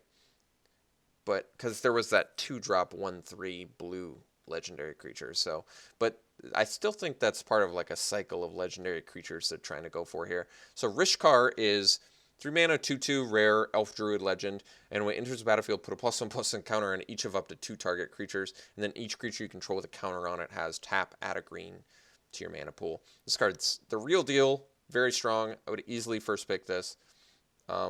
Just being able to play it, pump up 2 of your creatures out of nowhere, and It's then insane. even on top of that, it's got more utility. Granted, I don't know. What's great is all your other creatures with +1/+1 counters also gain that ability, the tap to add green to your mana pool. So, yeah, Rishkar's great. This is a really strong legend. You can put it on itself too, right? It's like Seed Sculptor, Oh, where you can. yeah. Oh, my So God. it's a 3/3, right? Yeah. With upside. I mean, that's insane. That's I want this card all the time. Yeah. Big fan of this card. I don't think it quite breaks through to constructed, but I like it a lot. This is a great Lord effect. I Yeah. mean, it's not technically a Lord effect because it doesn't affect all of your creatures of that type. It just affects up to 2. But it's not like creature type dependent, which is nice. And I'm kind of curious how good that second effect is. The let you ramp with the cards with a counter on it. It's not even, by the way, it's not even a +1/+1 counter that your other creatures require. So if they're creatures that have some other weirdo counter on them too, um, it still lets you tap and add mana with them. So that's kind of cool. Yeah. It's versatile. Okay, next we have a card that both Jamie and I, I'm sure, are to love. We've got Hungry Flames, 2 and a red, uncommon instant, and it deals 3 damage to a creature and 2 damage to a player. It's Very, very amazing. good. Yeah. Yeah. Kill your thing, deal damage to you, attack in. So, yes, every aggro player's dream is a card like Hungry Flames, and easily first pickable, yes. Yeah. Okay, next we have Ornithopter. Now, this is a reprint. It's a 0 mana, 0/2 flyer. So, what do you think of a card like this coming into the limited format? Is this something that's even good, or is it probably not that good? I mean, maybe you can put like counters on it and stuff. It is, it's an artifact. I mean, I could see it being in the right deck, but I don't know what that deck is yet. I don't know what that deck is either. For now, not super impressed with Ornithopter. Maybe if you have a bunch of equipment, I could see it being better. But being free doesn't really matter if it can't like do anything, you know? Right. Yeah. So that's sort of what it suffers from. But Ornithopter has pretty much always seen play in constructed. So yes, I expect to see Ornithopters show up in Standard. Next we have Merchant's Porter. This is kind of a weird art, isn't it? Look at that. It's a weird little construct. Oh, it's carrying a box. For some reason, Yeah. I thought the box was like part of its body. Like I was its like, belly. that's a bad design. All right, so 1 mana, 1/2 rare construct creature. It's got 3 and a blue. Tap. Tap X number of artifacts you control. Look at the top X cards of your library. Add one of them to your hand, or put one of them into your hand, I presume is what it means, and put the rest in the bottom of your library in any order. This card's actually really good. That's super good utility. Granted, you have to have artifacts to even use it, but if you have one other artifact, it's 4 mana, draw a card, you know? Yeah, So, sure. And it's a 1/2 for 1. I mean, that's fine. yeah, like, say you've got a couple servos, end of your opponent's turn, I'm pay 4, tap my 2 servos, look at the top 2, put one in my hand. This is one of those cards that at 1 mana on the top end is really can easily take over the game in the mid to late. So just the card advantage that you can reap from this, and the fact that you're choosing the card too, if you have enough artifacts, this passes my test as an easily first pickable card. I Yeah. really like it. It's strong late game. That's what you're looking for. Yes, and it's cheap. Cheap Yeah. card that's good late game. Always good. All right, the next is Pacification Array. 1 mana, uncommon artifact. 2 tap target artifact or creature. This card's actually really good. This card is really good. It's cheap enough on the top end. I mean, so this is an example. We can look at another one from the past. Icy Manipulator. Now, this card, Icy Manipulator, was always just a huge annoyance. They would never print this now because this could tap lands, which was just way too annoying. But this is sort of like an Icy Manipulator fix for that reason. So we can see the differences are, this is cheaper on the top end. Icy was 4, this is only 1, but it's more expensive to activate the ability. 2, Icy was 1, and you can't tap lands. But considering how good Icy Manipulator is, I have a feeling this card is going to be phenomenal unlimited. It's very, very good. So I'm actually, I don't think I would have a big problem first picking this. I don't think I would be opposed to it. It really is one of those cards that it's not too terribly difficult to leave up 2 mana, and being able to like change your targets as the game goes on. You know, early on you're tapping their 3/3s, and then when they play their 5/6 or whatever, it's like, okay, well now I can keep that tapped. So this card's very good. Yeah. Right. And it's cheap enough to do it. I think it's great, and it keeps you open if you're first picking it. It goes in any Yes. deck. Don't you just love it when you get to like first pick a Chief of the Foundry or something and you get to Yes. stay completely open, or even the 3/2 that makes all your artifacts cheaper. All of that is just great. Or the dream, you want to get the looter scooter first pick. Wait, which one's the Oh, Smuggler's Copter. in all of the drafts I've done, I've never gotten to play Smuggler's Copter. How crazy is that? No, it's Yeah, I so know. good. It is so good. Every I'm time I so play sad for against it, you. it's a nightmare. Thing Yeah. just rips you apart, just loots all day, starting on turn 2. Yeah, they dropped the ball a little bit with that one. That one already made its way into cube drafts and modern, so that one was an actual modern playable one. Okay, next we have Free Jam Regent. 4 and 2 red for a 4/4 rare dragon. It's got improvise. It has flying, and you can pay 1 red, and it gets +2/+0 until end of turn. Yeah, this card is. Bonkers. Can you imagine playing this on turn? I guess I'm trying to think of the earliest you could play this card. It's probably turn 4 still, but I guess it's possible to get this on turn 3. It'd be pretty unlikely. You'd have to play like a 1-drop artifact into like a servo exhibition or something. And Yeah, then, so like Cogworker's Puzzle Knot would do it, right? If you oh played that yeah, on turn 1 actually, and then cracked it. ooh, that's kind of sexy actually. I like that. Yeah. Yeah, Free Jam Regent's amazing. So yes, I would first pick this card. The fact that Absolutely. it's fire breathing, it's got the sort of it's got the worst fire breathing actually, because you have to have 2 mana. It looks the same as fire breathing, right? Because it's 2 mana. Actually, I guess that's debatable because fire breathing is 1 red +1/+0. This is a colorless and a red for +2/+0, so it doesn't have as much color requirement as fire breathing, but it does require that you pay it in 2 mana increments, which can Yeah. be more difficult to do. But either way, this card will put people away real fast. And if your opponent plays this or you play this on turn 4, they got to deal with it immediately because it will Yeah, just end them quickly. I love Um, cards like that. It's yeah, the best. Free Jam Regent is real good. Next Yes. is Untethered Express, 4 mana uncommon vehicle. It's got trample, and when it attacks, you put a +1/+1 counter on it, and it accrues for 1. So this card is obviously great, Yes. very good. I still like Freighter more, and I know some people probably like this more, but I actually think the difference between paying 3 mana for a 5/4 trample attacker and paying 4 mana for a 5/5 that turns into a 6/6 that turns into a 7/7. Like the fact that it grows is better than Freighter, but I would still, I think, rather pay 1 less mana. Like I think the jump from 3 to 4 mana is actually pretty significant. Like how many times have you just played a turn 3 Freighter and you're like, my opponent is so done right now. Yeah. They are just toast. There's just no way they're gonna come back. Right. It's so hard to deal with when you drop it on turn 3 for sure. It's So just so insane.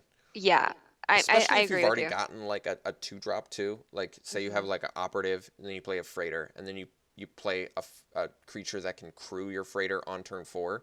You're just swinging for like 8 damage on turn 4 and it It's always is nasty. like just so gross. Yeah, I So agree. This is really strong though. I mean, I would pick this very, very yes, highly. this actually to me almost feels like a fix to the freighter, just because freighter is so annoying. Yeah, This is a fix in a couple ways. 1 more mana and it's an uncommon, so I like that. yeah, So I'm hoping this sort of helps the format a little bit in that regard. Because just it always felt like Freighters. It felt like Freighter ruined the format just a little bit because you're kind of always first picking it. You know what I mean? You're always like, okay, pretty Freighter, here we much. go, Yep. and you're staying open. It's just such an easy card to first pick, and every deck wants to play it, and every deck doesn't want to play against it. So I feel like that to me is sort of a characteristic that's like, okay, this card shouldn't exist. I Yeah, always want to play it. It's common. You never want to play against it and always want to play it in every deck too. So that to me should be an instant like, yes, we can't print this card. Too good. right. Next we have Siege Modification, 1 and 2 red, uncommon aura. You can enchant a creature or a vehicle, and as long as enchanted permanent is a vehicle, it's a creature in addition to its other types, and this gives +3/+0 and first strike. I actually really like this card. I know it's an aura, which we're all not big fans of, but +3/+0 and first strike's good. And I love the fact that you can just stick this on a vehicle, and suddenly your vehicle is like just ridiculous and doesn't have to be crude anymore. I Yeah. like that. So the fact that it's an aura is rough because you're asking to be 2 for 1, right, with Yes. some against removal, but it is really strong, so I could see it. I think I would. I think I'm actually going to be playing this card a lot. I think Siege Modification is one of the auras I could like think about putting this on like a Sky Skiff. You play a turn 2 Sky Skiff, turn 3. I'm going to swing for 5 power first strike flying, and it's like That's pretty gross, yeah. it's really gross. So this card seems pretty abusable. I actually like it. Okay, next we have a Winding Constrictor, a black and a green uncommon 2/3 snake creature. If one or more counters would be placed on an artifact or creature you control, that many of those counters +1 are placed on that permanent instead. And if you would get one or more counters, you get that many of those counters +1 instead. So wait, energy are counters, right? Because they're energy counters. So this lets you get an additional energy anytime you get an energy, and this lets you get an additional +1/+1 counter or any other counter placed on that permanent instead. I actually really like this card. This card's really cool. Yeah. A 2/3 for 2 is so awesome. I mean, I'm just excited about that, but I mean, it is a gold card, so How that often makes are sure. you even playing black green, would you say? Fairly often or not really? I mean, fairly often, yeah. In I Kaladesh, want I to don't know be in about I the definitely new want set. to be in black green a lot of the time because Yeah, it's great. I'm kind of obsessed with Jund colors like you said. But uh yeah, I think that just seems like a really powerful effect because there's a lot of +1/+1 counters in this format, and the fact that it couples with energy as well. Like, I feel like this just is going to interact with enough cards in your deck where you could seriously consider about first picking this and probably still feeling okay about it. Like, just cherry picking the fabricate cards um, out of Kaladesh. Um, Anything in this set that's got +1/+1 counters on it, anything that gives you energy, all of that is just gonna get much much better with this card. Yeah, So I it's like it. great. And it's a 'Cause, snick. We love snicks. uh, yeah, wait, are there any other snake creatures? It the 2/1 artifacts. Oh yeah, the Narnum Cobra. That's right. Yeah, Is that a snake artifact creature? I think it is, right? yeah. It must be. Um, I got your reference there too with the YouTube video. I'm a snake. I got that. Yeah, that's an old school meme video. I love that one. All right, next is Aeronaut Admiral. 3 and a white, 3/1 uncommon human pilot creature with flying. Vehicles you control have flying. So it's kind of like a narrow ability. The vehicles you control have flying. But I mean, how do you feel about a 4 mana 3 power a 4 mana 3/1 flying? Are you unhappy about that, or are you still probably pretty happy with that? Uh, I it dies so easily. That's the only thing I'm thinking about. You know, It does for die easily. yeah. And so you're paying 4 mana, and if it dies like a Pyro Helix or something of like that, you're like, oh, like that is Really unhappy rough. about that. That's true. I'd Yeah, probably. I don't think I would. I wouldn't happily first pick this. I would if there's nothing else in the pack, but yeah, I think if I'm in any sort of white deck, I'm happy to play this card. 4 mana 3 power flyer is enough of a passing a test for me where it's good, and it doesn't have any sort of it doesn't have the drawback of the long fin sky whale, right? At least it can still block ground creatures too if you need it to. right. And if you're in white, you're probably looking for vehicles too, right? Yeah, I I mean, mean, well, so to be honest, it's I'm kind of always looking for a sky skiff or a freighter. yeah. So You're always looking for a sky skiff? Whoa, really? yeah, I'm a huge proponent of the sky skiff, but I'm typically doing it's because I'm typically abusing the night market lookout and the spire side Okay, infiltrator. So I'm a gotcha. big fan of those strategies. Like I just love that those aggro decks can do stuff in the late game. Like, okay, you've got me. I can't attack into you anymore. So now I still get to just sit back and crew my vehicles every turn and make you lose life. So that's like my go-to strategy that the fans are getting absolutely sick of watching me draft. Um, You gotta okay, do what works though. yeah, it works so well. It's sickening how well it works. I got like 8 trophies in 8 days basically off of it. It was great. It was great. Nice. Next is Metallic Mimic, 2 mana rare shapeshifter creature. It's a 2/1. Enters the battlefield, choose a creature type. It's the chosen type in addition to its other types, and each other creature you control of the chosen type enters the battlefield with an additional +1/+1 counter on it. So this card's actually like you name servo, and suddenly all of your servos enter the battlefield with an additional +1/+1 counter on it.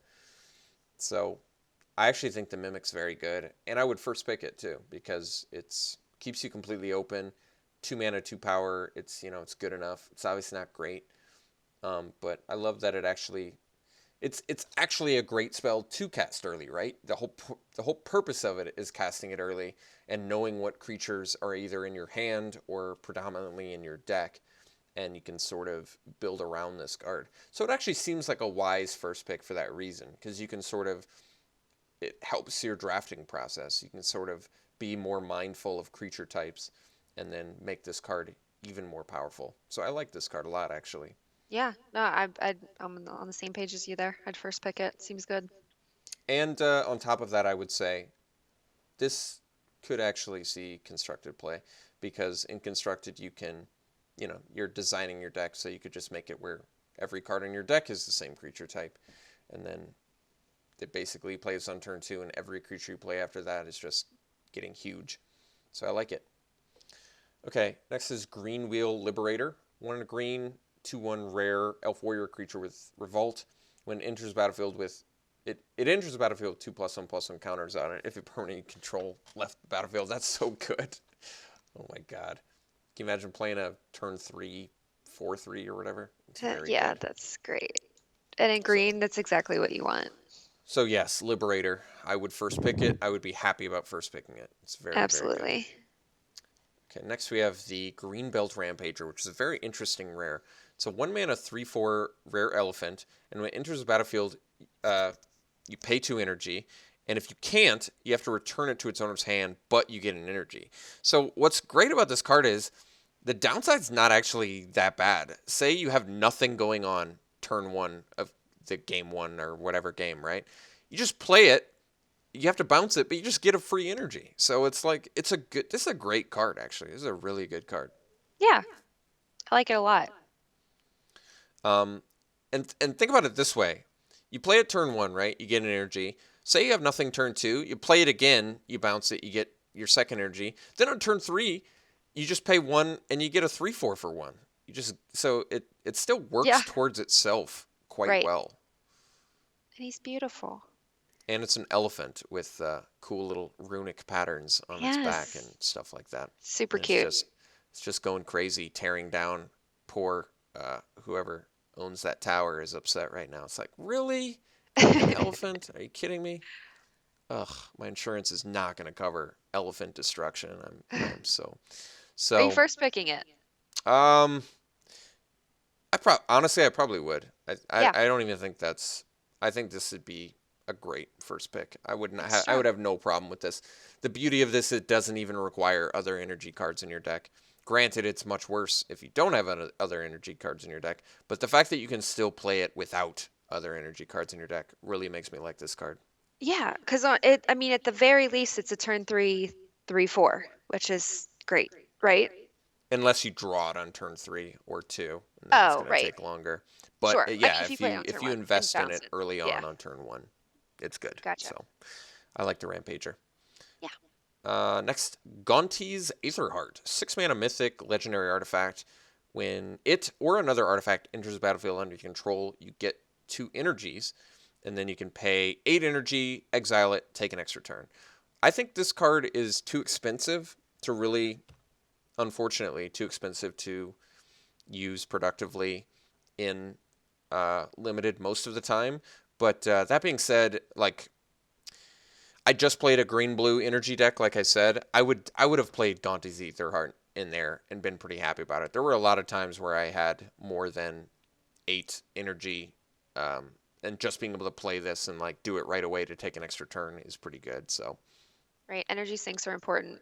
I'm So if not you first need one. picking it, but Yeah. if I'm an energy deck and I get it passed on, I could easily see this being passed later than you would expect, like 5th pick, possibly even 7th or 8th pick. I think it's Yeah. possible. It might have value early in the format because mythics typically do. So you're not going to be able to get it past you early in the format, but um, I think late in the format when prices have all sort of stabilized, I definitely think this card could go late. And if you're in an energy deck, it might be something you're interested in.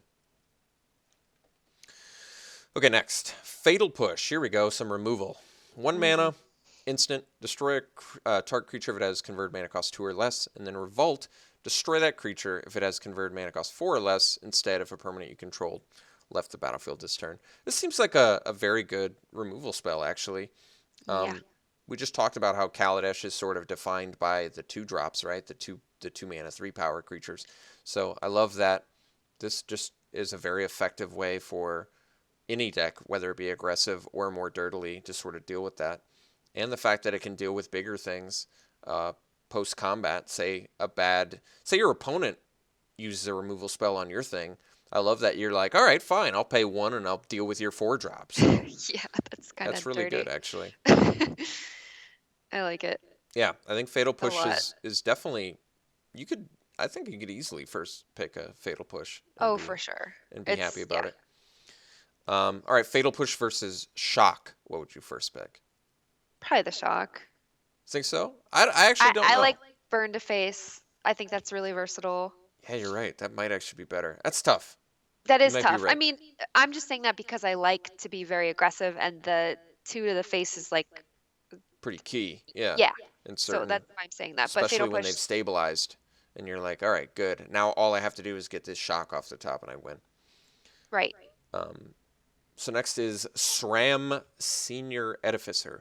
1 and a white, 2/2 rare legendary dwarf advisor creature. And whenever you cast an aura, equipment, or vehicle spell, draw a card.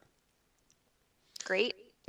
Yeah, this is cool. I think that my only issue with it is how often are you really playing aura or equipment? Not that often, right? No, but vehicles. You want vehicles. The vehicle one is good, but Yeah. I guess my problem with this is how many would you want? Because I guess you can play it regardless, because it's at least, at worst, it's just a bear. Say you don't have any auras, equipment, or vehicles in your spell. It's a bear. So it's Right. not great, but it's still playable.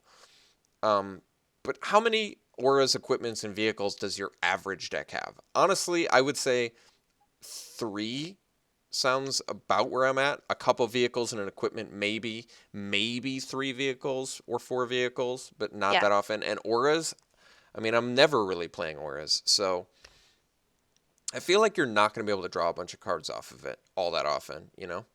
No, but it's still playable for Still sure. playable. I Not don't first think I would. pickable. I think it is first pickable. I think I would first pick. I would first pick like a Fiddle Push or a Shock over it. Sure. I would first pick removal over SRAM. So in terms of the legendary cycle, if this is indeed part of that, I'm less excited by SRAM than the other ones that we've seen. It's certainly not a bomb. Yes. Yeah. Okay, next we have SRAM's Expertise, 2 and 2 white. It's a rare sorcery. And you get to create 3 1/1 colorless servo artifact creature tokens. And you can cast a card with converted mana cost 3 or less from your hand without paying its cost. This card is super strong. I'm Yeah. glad I looked at it a second time and saw that it was a rare. Yeah, this card is very, very good. I'm definitely first picking it. That's Yes, yeah. I'm going to be first picking Value SRAM's town. Expertise a lot. I think most players are. Yeah. Very, very good. Yeah. Next we have Whir of Invention. So this is 3 blue X. And this might be a cycle with that. Well, maybe not, because that other one was a mythic. But this is 3 blue and X. It's an instant with Improvise. Search your library for an artifact card with convert mana cost X or less. Put it onto the battlefield, then shuffle your library. So, if you have the Bomby vehicle, I think Whir of Invention is actually a very playable card for your deck, probably, especially given that it's instant speed. Anytime you've got this, honestly, it's pretty clear what this card is. I don't know if you're familiar with this one, Jamie, but it's just a blue take on Court of Calling. So Court of Calling was 3 green X instant with Convoke, which was you can tap creatures to make this spell cheaper, and then you got to search for a creature card and put it onto the battlefield.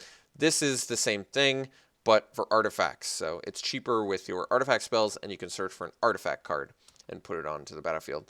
So, yes, I think Whir of Invention is a card that you're going to be able to see late too, so you don't have to first pick it. I honestly think you could easily wheel a Whir of Invention because Yeah. there's not a lot of decks that can afford to pay both 3 blue and are even interested in searching through their deck for an artifact card. So I actually think this could be played in limited if you open one of the mythic vehicles or a mythic artifact, something else that you want to search. But that is sort of the caveat to this card. You need to have an artifact that's worth searching up. Right. Think you'd ever play Whir of Invention?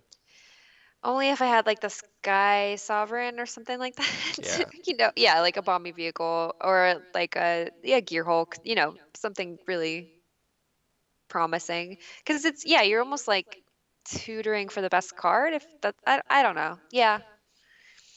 You have to have a card worth playing. Definitely. Even the cop, what I like is like the Smuggler's Copter. It's kind of cool with that because you only have to pay. How much does Copter cost 1? Yeah, it's ridiculous. Yeah, so you could end up paying 3 mana with Whir of Invention and your Improvise. So 3 mana, instant speed, Smuggler's Copter out of nowhere. It's pretty good.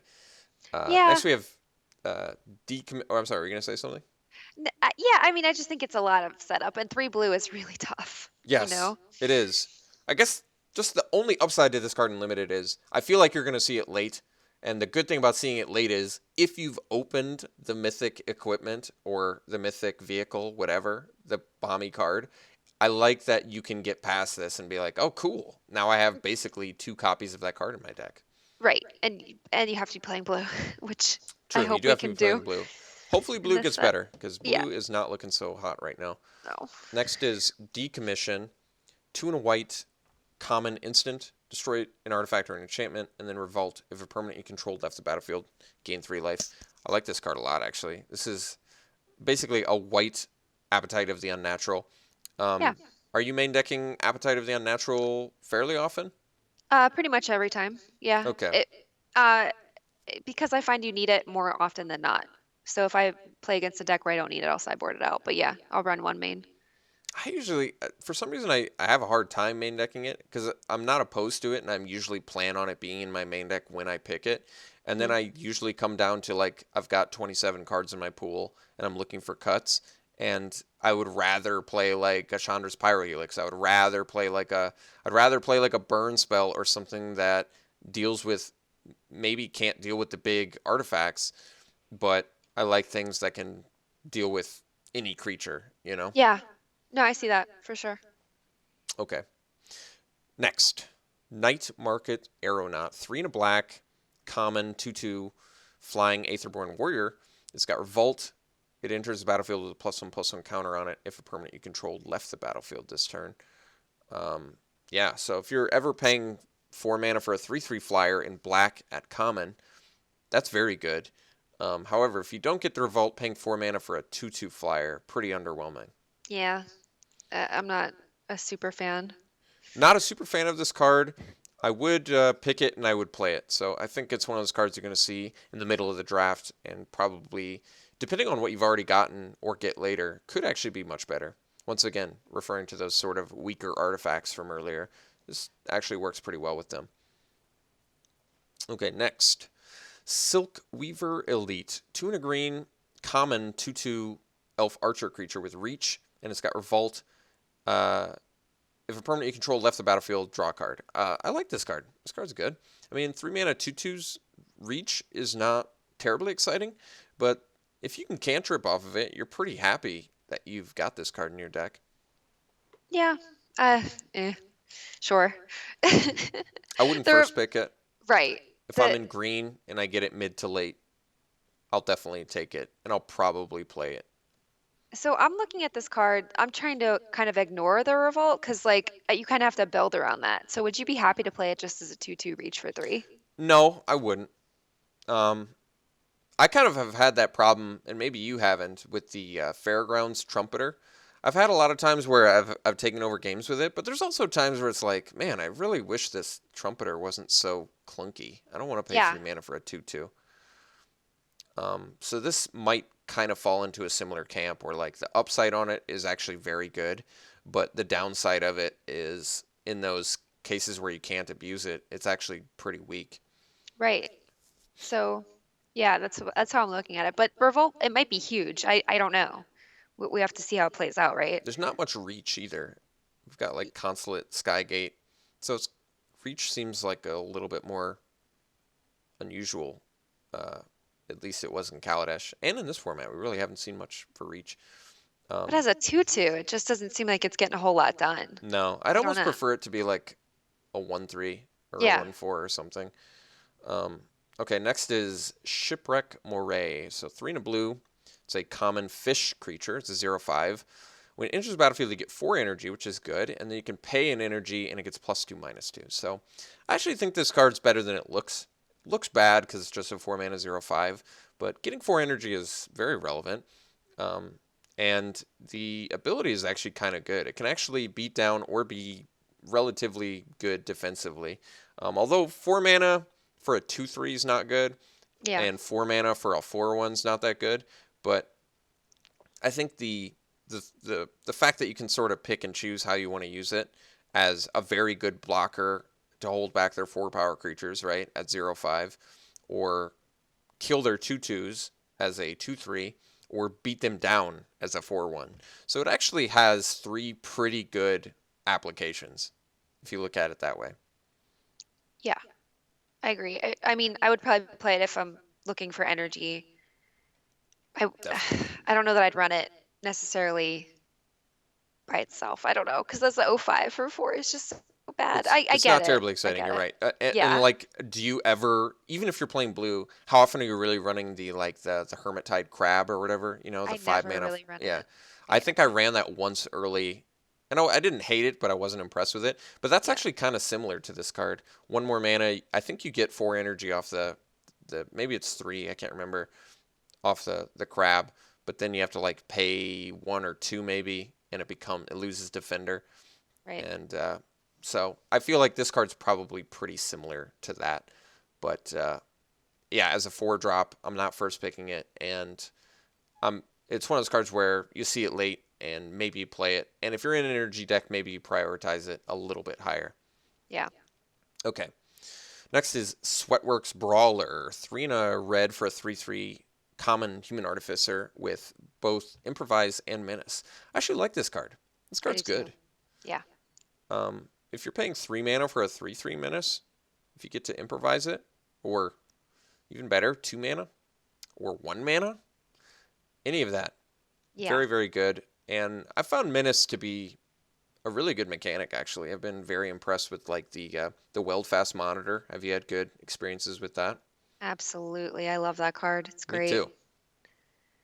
And this is exciting if you could slap some goggles on it and it's looking really Yes, fine. it's an artificer as well. Good point. Yeah. So I like it. Yeah, you know what the beauty of this card with the goggles is? You tap the goggles to make it cost 1 less, Yeah. and then you get to play it, and it's a 4/5 menace. So yes, Yum. this card combos very well with the goggles. That's a good point. And Um, those go late, so I feel like you can get yeah, them. honestly, I think after this format they might go a little bit sooner because of how good equipment is with improvise, right? More Because respect, yeah. it doesn't matter if your equipment is tapped. So it's nice that you kind of get that duality of I'm going to make my spells cheaper, and now I can use this card that I tapped to make my card that I just played stronger. Yeah. All right, next we have another assembly worker here, Foundry Assembler.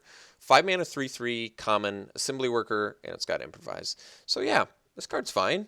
The fact that it's got improvise, it makes it cheaper, hopefully. If you're ever paying 5 mana for 3/3, you're feeling pretty bad about it, but if I mean, if you can pay 4 mana for a 3/3, you're not thrilled. But if you're ever paying like 2 or 3 mana for it, you're pretty happy. Or Is the none. assembly worker sort of strategy ever going to work? Yeah. I mean, I like the self-assemblers right now. Like, if you have 3 or 4 of them, I think they're pretty tough to deal with. See, that's the problem though, Jamie. Now we're going to be dialing it back to one Kaladesh pack. Yeah. You're So, right. You're right. so you only get to see like one Yeah. self-assembler. It's kind of the But problem, but we'll sell those stack with this though. And like seriously, this could be free. You could be playing it for 0 mana. Like that's a yeah, I guess thing. that's true too. 0 mana 3/3 is certainly worth it. And there's been plenty of board states where I could play that for free. So yes, Yeah. that's a good point. All right, next, Consulate Dreadnought. 1 mana 7/11 uncommon vehicle, and it crews for 6. Well, unfortunately, the crew on it is much too high for me to be happy about it. And on top of that, it doesn't have any sort of evasion. It doesn't have trample. So I think it's one of those cards that maybe appears better than it is because you're like, what could be wrong? It's a 1 mana 7/11. But Cruise it's, 6 though. yeah. Oof. That is really, really rough. I guess the one sort of benefit of this card is you can play it early and it's your little improvised fodder. It makes all Hmm. your other, because you can play it so early, you can use it for applications like that. Yeah. So I guess it's okay in that regard. But no, I wouldn't seek it out. I probably won't play it most of the time. Throw a built to smash on it though. Yeah, there you go. 10 power trample. Deal with that. Yeah. I only had to tap all of my creatures, so I get Right. attack with it. All right. Next is Peace Walker Colossus, 3 mana, 6/6 rare vehicle, and 1 and a white. Another target vehicle you control becomes an artifact creature until end of turn, and it crews for 4. So it's got a big crew cost, but I like that it kind of could just, if you have enough vehicles, it's kind of cool that it just can make them creatures for 2 mana. Yeah. No, that's pretty great. That's a nice upside for it. And yeah, crew 4 is a little bit less. I don't know. It. I find. Do you play the Ardar Express at all? I actually never have. I've played against it a couple times. Have you played it? I have. I have. I like it when you have a bunch of Pima Outriders because then it's real easy to crew. Yeah, Because crew 4 is a real cost, but if you're swinging with it, that's really tough to deal with. it's got menace, So right? yeah, Was that it like an thing's it's 8/6 a or something? beater. So can you imagine like making that like paying one The in a one in a white white, and just and yeah, attacking for 8. Yeah. yeah, I like the Peace Walker classes. I feel like early on, especially, I am gonna first pick rares more often than I will later, because this is a card I just really want to try. right. But once again, it comes down to how many vehicles do you usually end up with? And it's at most, it's like 3, right? It's not like more than 3. Well, right, because you have to crew them. I mean, So well, this you like can't get bogged down with too many vehicles, and on top right. of that, you still want to have some removal spells and tricks. So it's tough to balance a proper amount of creatures, vehicles, removals, tricks. It can get tough. So I don't feel like you're going to get to activate the ability on this in limited all that often, but it is cool. And a 6/6 for 3, if you can crew it, is pretty good. Like, do you play Ballista Charger ever? I'm not a fan. Not a fan. I actually like the Yeah, Ballista Charger. I don't. uh, Um, it's expensive. That's the thing that's wrong with it. I get that it it is 5, cantrips. yeah. Yeah, What's the crew? I think the crew on it's 3, I yeah. The believe. crew's not bad, Yeah, but it doesn't have evasion. You're attacking with a 5/5. I mean, I played it, but it's no freighter. it That's is for no sure. freighter. Is anything? I don't think so. No. All right, so these are the Aether Revolt Masterpiece cards. I'm not exactly sure how these Masterpiece cards work. I really should know, but I think it's like a special set that comes out that brings back all these old cards. I'm not Yeah. exactly sure. Somebody can explain that. It's probably some sort of special pack you can buy. So, all right, we actually have covered all the cards. Thanks Wow. for, I know it took a long time, everybody. Thanks we tried to get through them as quick as we could. There was just a lot to get through. There's just a big spoiler overload over the last few days. So, overall, what are your impressions of the set? I'm kind of excited. Okay, so every time a new set comes out, I'm always like, oh my gosh, this is so like overpowered, right? Yeah, I don't have that feeling for this one. Do you? that's interesting. Yeah, well, I think I don't have that feeling because Kaladesh was just such a big slap in the face in terms of like overpowered stuff, right? Yeah. That I didn't, and the amazing thing about Kaladesh was I didn't anticipate that at all. Like when I was doing the spoiler review of it and I saw Freighter, I'm like, yeah, Freighter, it's a card, whatever. I hadn't played with vehicles, so I didn't like grasp how format defining some of the cards in Kaladesh became. And I kind of feel like that could definitely easily happen now. Like now I'm kind of just on guard where I can't immediately identify, just from the spoilers we did, which cards are going to be the format definers. Like I Right. suspect like a card like Gifted Aetherborn could easily be a format definer. You know what I mean? It's like so many. There's no way that Gifted Aetherborn is bad, so I know that this card is going to be very, very good in general and in the format. But yeah, are there going to be like little curveball cards that maybe we just didn't see? Like besides the obvious good cards, are there going to be cards and strategies that we maybe overlooked? I think that's easily possible, you know? I think the implements are going to be stronger than we're thinking. Like they kind of look really underwhelming right now, but I feel like you can really get them going Yes, in the and right they're going deck. to go super late. That always Yeah. is like a big thing. Being able to get them late so you don't have to pick them early. It's nice to be able to just wheel cards if they turn out to be better than they look. And like you said, the fact that they kind of essentially cantrip, I think makes them at least fine to play anytime. You know what I Yeah. mean? You never really should feel bad about playing it just because it can actually cantrip rather. Um, all right, Jamie, let's do your plugs one more time. You can find her on Twitch, twitch.tv/Jamie Topples. She has a regular community out there, and you can find her on Twitter at Jamie Topples, and that's JamieTopples. So check her out. I'll have that in the video description if you want to go to the link for that. Thanks so much for tuning in, Jamie. She's got a regular spot on Seems Good Magic every Friday. We post a video. I think she's been on, how long you been on Seems Good Magic now? Probably like 6 or 8 months, something like Yeah. that. It's been a while now. Yeah. So, um, It's yeah, great. thanks for tuning in, everybody.